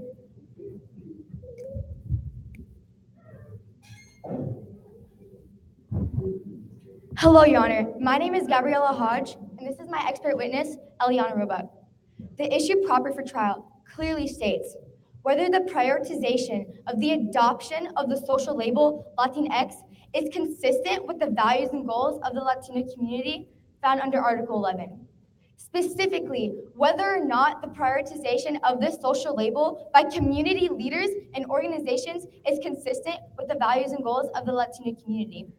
Your Honor, as the defense, we are not in violations of subsections A, E, and F of the Social Utility Code. Subsection A states whether it is in the rational self-interest of the entire community. Subsection E states whether it promotes the life, liberty, and happiness of the community. And subsection F states whether it encourages Latinos to seek answers and solutions from within the community before seeking answers and solutions from outside institutions. Your Honor, the term Latinx promotes inclusivity, unity, and acceptance. This term is a youth-led movement founded on social media. This term, with it being a youth-led movement, we should be prioritizing the voice of the youth, for they are the community leaders of today and tomorrow. And if we aren't going to listen to our youth, who are we going to listen to? Your Honor, the term Latinx can do so much for those who don't identify as male or female, those who identify as gender expansive or non-conforming. Your Honor, the term Latinx is an option and is not being imposed on anybody, so therefore cannot change our tradition or our culture or our values. Thank you.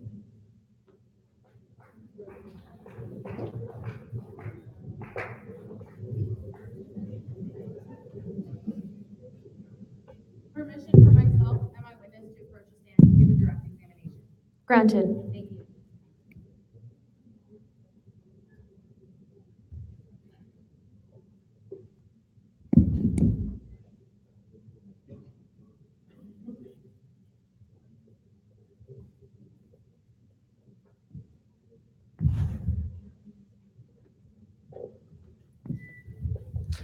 Are you a proud member of the Latino community? Hello, Your Honor, and community leaders. My name is Emily Regner, and yes, I am a very proud member of the Latino community, which is why I know the defense is in violation of subsections A, E, and F. Subsection F, whether it encourages Latinos to seek answers and solutions within the community before seeking answers and solutions from outside institutions. Your Honor, the issue proper for trial clearly states the prioritization of the adoption of the social label Latinx. Adoption, as in taking it from an outside institution, taking it from the American mainstream. However, adoption would not be a word I would use to describe Latinx as much as I would linguistic imperialism, which is the forcing of US ideals upon a language that does not grammatically or orally correspond. That being said, Your Honor, the defense is also in violation of subsection A, whether it's in the rational self-interest of the whole community. Ms. Regner, can you please read this Exhibit 4, subsection A by Cesar Tio? The RA holds that the use of the letter X to replace the O and A to create a gender-neutral word like Latinx that includes everyone is incorrect and not suitable for Spanish-speaking countries. Your Honor, the evidence clearly states how this word is not for the entire of our community. How can we prioritize a term that's not going to benefit the entire community? Prioritize a term that goes against our tradition and our language. Your Honor, it clearly makes no sense. Why should we force a social label down their throat to something when it's something they're not accustomed to? Latinx doesn't exactly roll off the tongue. Ms. Regner, can you please read this Exhibit 7, subsection C by a proud member of the Latino community, Emily Royal? Some people from Latin America don't even want to embrace the term Latino because they also resist those labels from the US. And they would rather identify themselves as Chilean, Mexican, Argentinian, for example.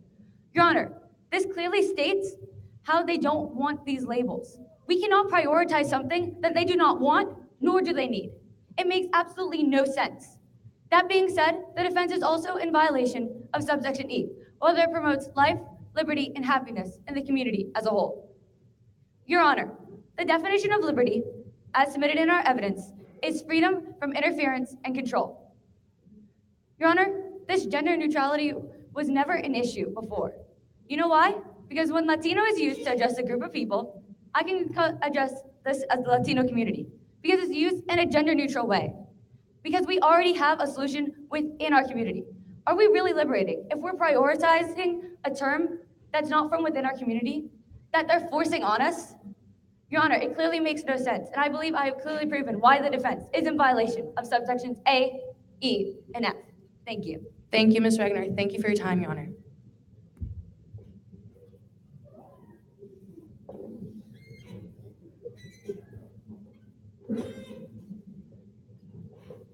Permission to cross-examine the witness? Granted.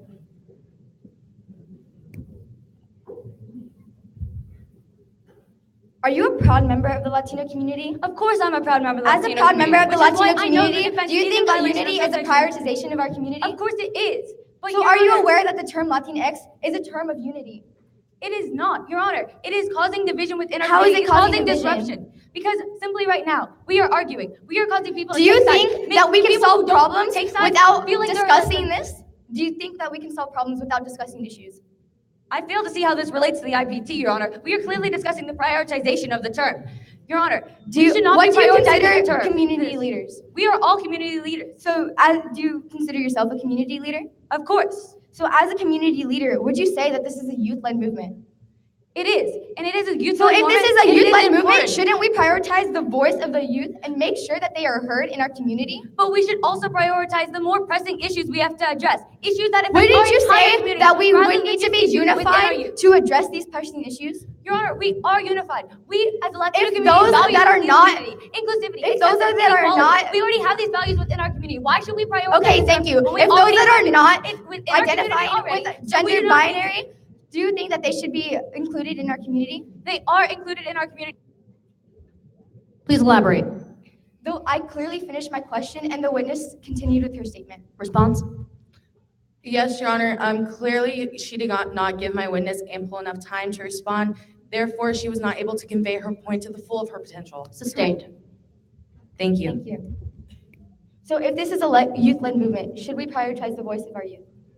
The voices of our youth needs to be heard. However, we should prioritize the So if movement the youth that is affects saying that they entire want the word community, something Latinx that helps the implemented, entire- shouldn't we prioritize this word? As I've stated previously, we need to prioritize something that's going to affect the entire community, not Or just part of wouldn't it. you say that we need to be unified before we discuss the other pressing issues in our We community? are unified, Your Honor. We have If to- there are community terms that are value not unity. including We value those who are acceptance. non-gender We help those. binary, wouldn't you say that we are not unified? No, because we welcome them in. Your Honor, actions speak louder than words. A word isn't. Excuse me, a can you social- read exhibit number 1, subsection G aloud?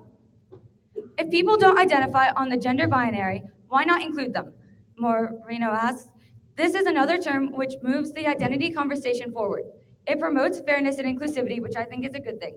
It is not about taking away identity, it is about giving more identity to more people. So wouldn't you say that we need to include those who don't identify as non-binary? They are included in our community. However, With we do not what need word? to prioritize. We do not need to prioritize this If word. we are dealing with issues of unity in our community, wouldn't you say that Are we you need to be saying we are not united? unified? Your Honor, we are clearly a unified community. We come together to promote inclusivity. We welcome these people in by our actions. We've let them Your know Honor, that the Latino community Are you is a place aware for that the everyone. term Latinx not only includes but accepts those who are non-binary? It does, but we're here to talk about the prioritization. And so shouldn't we So prioritize the inclusion of our entire community? What about the bigger issues? We should be prioritizing the issues that Time. affect the entire community. Thank you, Your Honor.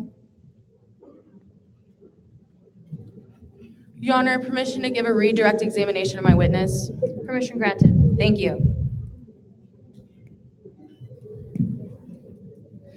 Ms. Regner, is there anything you would like to clear up? Yes, as stated before, the issue proper for trial clearly states whether the prioritization of the adoption of the social label. Your Honor, I'm not here to debate whether or not Latinx is good for the community or why it's bad. I'm here to tell you that the prioritization is not consistent with our values and goals. We value the entire Latino community. We value those who have suffered from major issues, and we should be focusing our attention on them rather than a social label that we don't know where it's gonna go. Take a look at the social label minority. Originally it was a percentage, a number, but now it's not. Now it's got so much stigma to it that that's not what it is. The second we let this social label leave our community, we don't know what the response will be. And while we are a strong community, strong enough to take that, we should be prioritizing something that will directly affect and directly impact those in our community, those in our entire community. As I've stated before, Latinx is not suitable for those in Spanish-speaking countries. Thank you, Your Honor. Thank you, Ms. Regner. Thank you, Your Honor, for your time.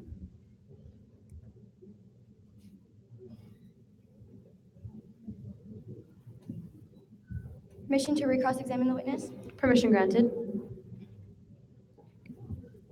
Are you aware that the term Latinx is an option and therefore not changing our language? Then why are we prioritizing an option? If we put it out there, it is an option. Are you aware that it is an option for something those that are is non-binary more and important. gender expansive? Yes, I'm aware that it is an option for those So people. if However, it we is an should not option, be it is not prioritizing changing it. the community, correct? I never stated it was changing the community. However, I am stating that the prioritization of this word is not within So the wouldn't you spell say that the of our unity, community. that which is a However, core value of our community, should be prioritized in our community? it is within our community, and we should be prioritizing it. However, this word is not helping it. This word is not adding anything So to how our is this unity. not However, we adding should be unity when prioritizing it is including those who are not being currently included? How is it having unity when it's making people uncomfortable? Making those who speak Spanish, making it unavailable to them. So because how is it's it not making suitable people for their language. uncomfortable if However, it is simply an option? It is not harming those who already self-identify as Latino or Latina. It is an option. It is an added option. However, you've been stating this entire time about how the prioritization. We should be prioritizing bigger issues, Your Honor. We should Time. be, wouldn't you agree? Thank you, Your Honor. Thank you, Your Honor. Permission for my witness to leave the stand. Thank you.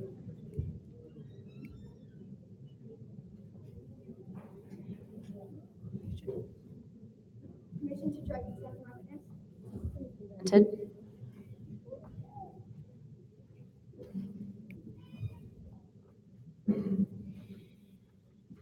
Are you a proud member of the Latino community? Hello, Your Honor. My name is Eliana Roebuck, and I'm a very proud member of Latino community. I am sitting here today as a defense to defend that we are not in violations of subsections A, E, and F. A stating whether it is in the rational self-interest of the whole entire community. In order to be a rational thinker, shouldn't we be thinking about the future as much as the present and past? If we are prioritizing the future, prioritizing the youth's voice, then we are promoting the life, liberty, and happiness of the community. We need to be encouraging the voices of the youth. We need to be hearing their ideas, hearing their opinions. If we are not hearing and listening to the youth, how are they supposed to shape our community for the better? And this term, Latinx, is unifying the youth. They are giving us a rationale that is going to motivate us to become more involved in the community. And this term, Latinx, it supports respect, unity, acceptance. Wouldn't you say that these are all values of the Latino community? And does the Latino community not value respect, resilience, and acceptance? We We should be prioritizing this term Latinx because it is unifying our community. It is educating the Latino community on acceptance and respect. In subsection E, this term is a choice. The youth is exercising their liberty, their right to speak about this term Latinx, to self-identify with Latinx. Those who do not identify with Latino and Latina should not have to be imposed those terms on themselves. They should be able to create this term Latinx, to self-identify with terms that conform to their personalities, their human beings. Can you please read exhibit number 10, subsection C? For Latino youth to not have a rationale for involvement in their community means promoting nothing believable, not having a community role to play, or a pathway to follow. Addressing this need for Latinos in the United States is undoubtedly an important priority in education. As I have stated before, we need to be encouraging the youth, as what we are doing here today. We are not arguing whether Latinx is good or bad. We are discussing the prioritization of Latinx, whether this, if being implemented into our community, will help us for the better, will help the progression of the community, is sustaining the values and goals of Latino community, which it is. Unification, what we're doing here today, we are coming together to express our opinions, express our ideas. And is that not what Latinx stands for? They say this term, the plaintiff, causes division, and that is bad for our community. But really, Latinx stands for unification, which is in the prioritization of the community, which is in the values and goals and the beliefs of the Latino community. Thank you, Your Honor.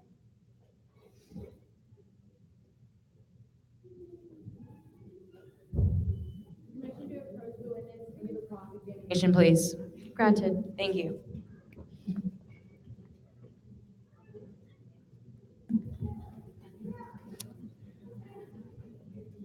Can you define for me the American mainstream? The American mainstream is America and the ideas and pop culture. So you are not aware that the definition, the exact definition of the American mainstream is ordinary American people who are not ethnically or culturally marginalized. Well, now I am. And now that you are aware, are you also aware that Latinx was made by the American mainstream? Wouldn't you say that Latinx stands for unification, respect, and acceptance, all cultural values and beliefs? Was Latinx created by the American mainstream?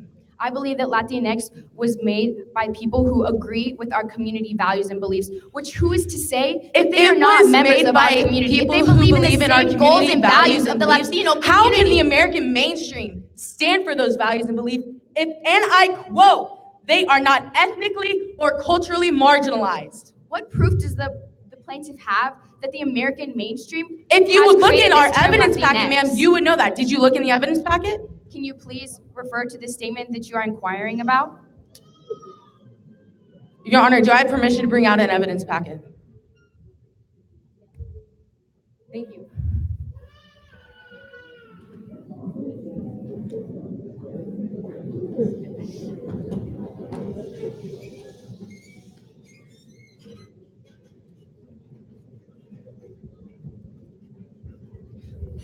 Moving on to other pressing concerns in this great debate topic, how can an outside institution like the American mainstream understand our culture and our values and our goals? The people who created this term Latinx obviously stand for all Can of you the Latino please tell me community where our community values, is on the goals, and globe? beliefs, respect, resilience, acceptance, Can you inclusivity, please self-identification. tell me where our community is on the globe, ma'am? Everywhere, not just in the United States. And that is So why exactly, we if it must is not be in the United States, rational why should we self-interest of the prioritize it Latino if community? our Latino community is all around the world? Can you please restate your statement? Why should we prioritize something? Prioritize something. Can you Like, be more specific? Can I finish my question, please? Go ahead. Why should we prioritize something like the term Latinx if it is not in every single aspect of our community? Are you saying unification, acceptance, and resilience and respect Where are is not this everywhere station, in the ma'am? community? If it is made in the American mainstream, it is only in America, is it not? I have never stated that this term Latinx is made in the American mainstream, and If have you were no paying evidence attention to your own prove this. cross-examination, you would know, correct? I have been paying attention, seeing that I am the one making the statement. No more for the time needed, Your Honor.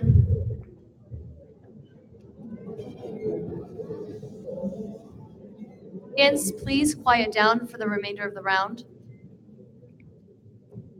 Permission to re-cross-examine my witness? Permission granted. Is there anything you would like to clear up? Of course. So we're here today to be discussing, not arguing, whether the prioritization of Latinx is consistent with the values and goals of the Latino community. I am here expressing my liberty to talk to you today about why Latinx stands for the community values, goals, and beliefs of the Latino community. I believe that unification is the solid foundation that could bring together the Latino community to solve all these pressing issues within the Latino community. And if we are expressing this unification within the community, wouldn't we have an outreach to outside institutions that would perceive us as unified, perceive us as strong, a resilient Latino community? And would this not, in fact, inquire that the Latino youth is strong? We are being taught the Latino traditions, cultures, and values. Thank you, Your Honor. Permission to approach the witness and give a recross examination. Granted. Thank you. Can you list for me some of our goals as a Latino community? Resilience, respect, unification.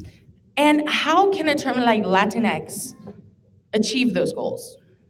The term Latinx is meant for self-unification. It is meant to And bring if the a members term of like Latino Latinx is community used in our together. community, can you give me actual real-life examples of ways it has, and I quote, fixed problems that we have? We are not here to discuss what problems Latinx is fixing. If we are supposed to prioritize something, man, should we not know every aspect of it? We do know all the aspects So of if Latinx. we are simply questioning each aspect of a word, a 6-letter word, mind you, how are we in the wrong? Can you please rephrase your question? The issue proper for trial states the prioritization of the term Latinx. If I'm trying to understand each aspect of the term, how am I off the topic? No more for the time needed, Your Honor.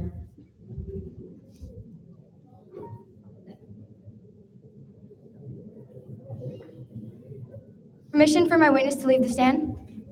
Granted. Thank you.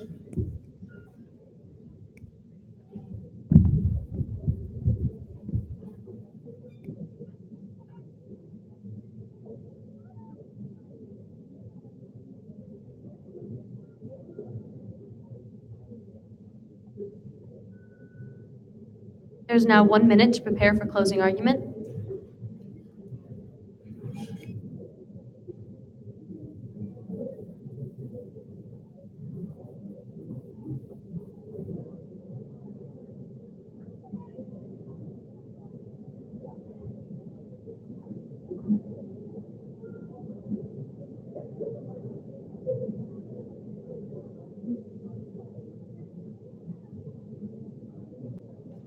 Audience, we really need you to be quiet until the end of closing statements. Thank you.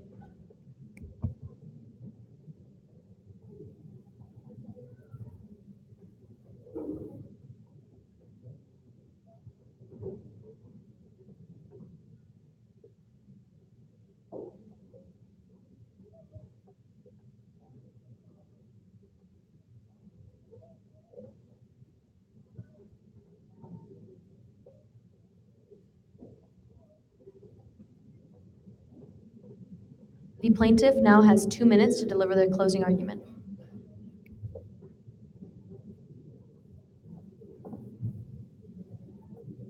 Permission to give a closing statement, Your Honor. Granted. Thank you.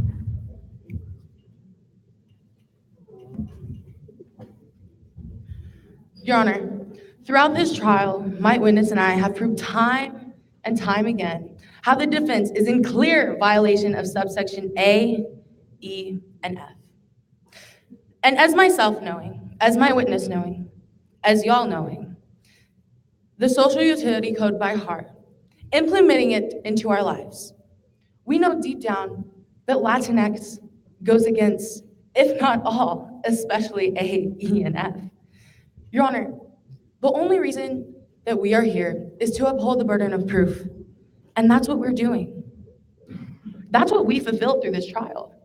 And we proved to you that the prioritization of a term such as Latinx that goes against everything we were ever once taught is not on our agenda. Your Honor, we have other pressing issues, pressing concerns in our community, pressing conversations, such as the border crisis, which is literally happening in our backyard. We should be talking about that. We should be coming up with our beautiful minds, our beautiful brains, a solution for that. Because we are the youth. And our voices do matter, Your Honor, and we should use it for the good. We should prioritize what needs to be prioritized. Your Honor, Latinx, it should not. It is not a solution. Your Honor, it is a six-letter word. A six-letter word that goes against our values. A six-letter word that goes against our goals. And Your Honor, it goes against our language. And language is everything. The conception of the world and means of relating to one another happens through language. And if there is a language barrier, how are we supposed to expand? No more further time needed. Thank you so much for your time today.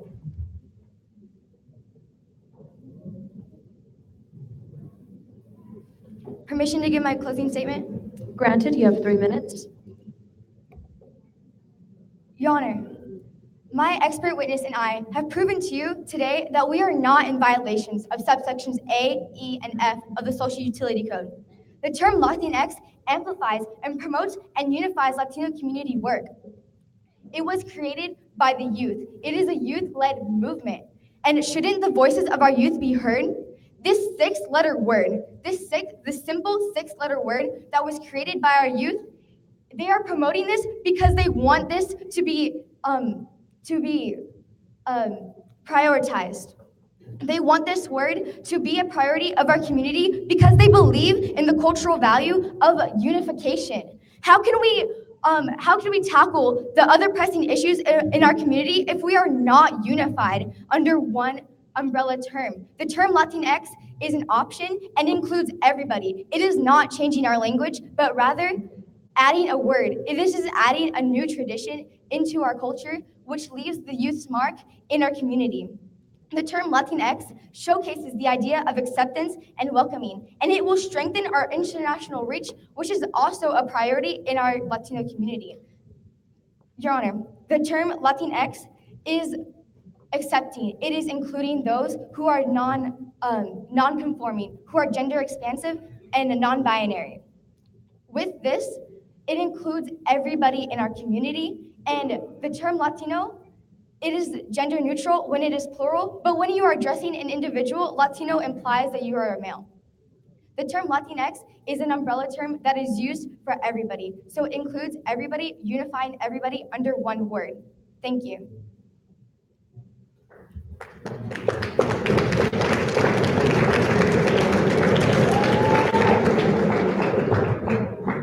Your Honor, permission to give a rebuttal. Thank you.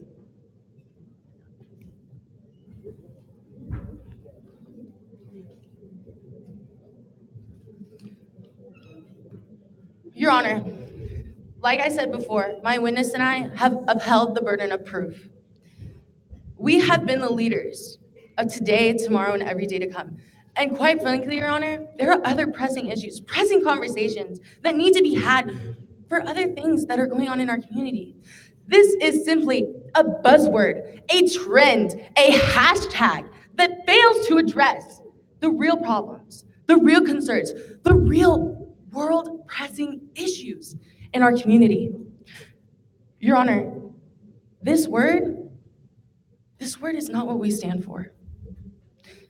This word is not what we were taught to believe in. This word strongly goes against the Social Utility Code.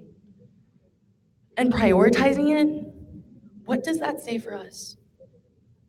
To be an advocate for the term and the prioritization of Latinx is to be an advocate for the setback of our community. No more further time needed. Thank you.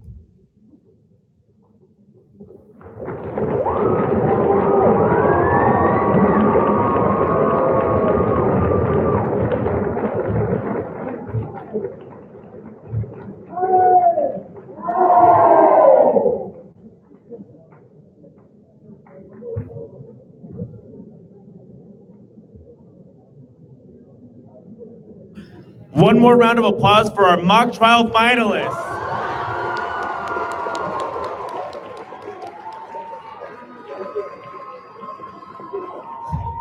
Congratulations to everyone here at this competition. You've accomplished a lot. You should reflect on this weekend and think about everything you've done, everything you've experienced, and every opportunity you had and took this weekend. Now, moving forward, it's dinner time. We're about to go eat. So, to all the PAs, dinner ends at 6 sharp. The dining hall will close at 6, but please return to this room for the award ceremony at 8 o'clock. So please go to dinner right away. Thank you. Y'all are dismissed. Congratulations, you guys.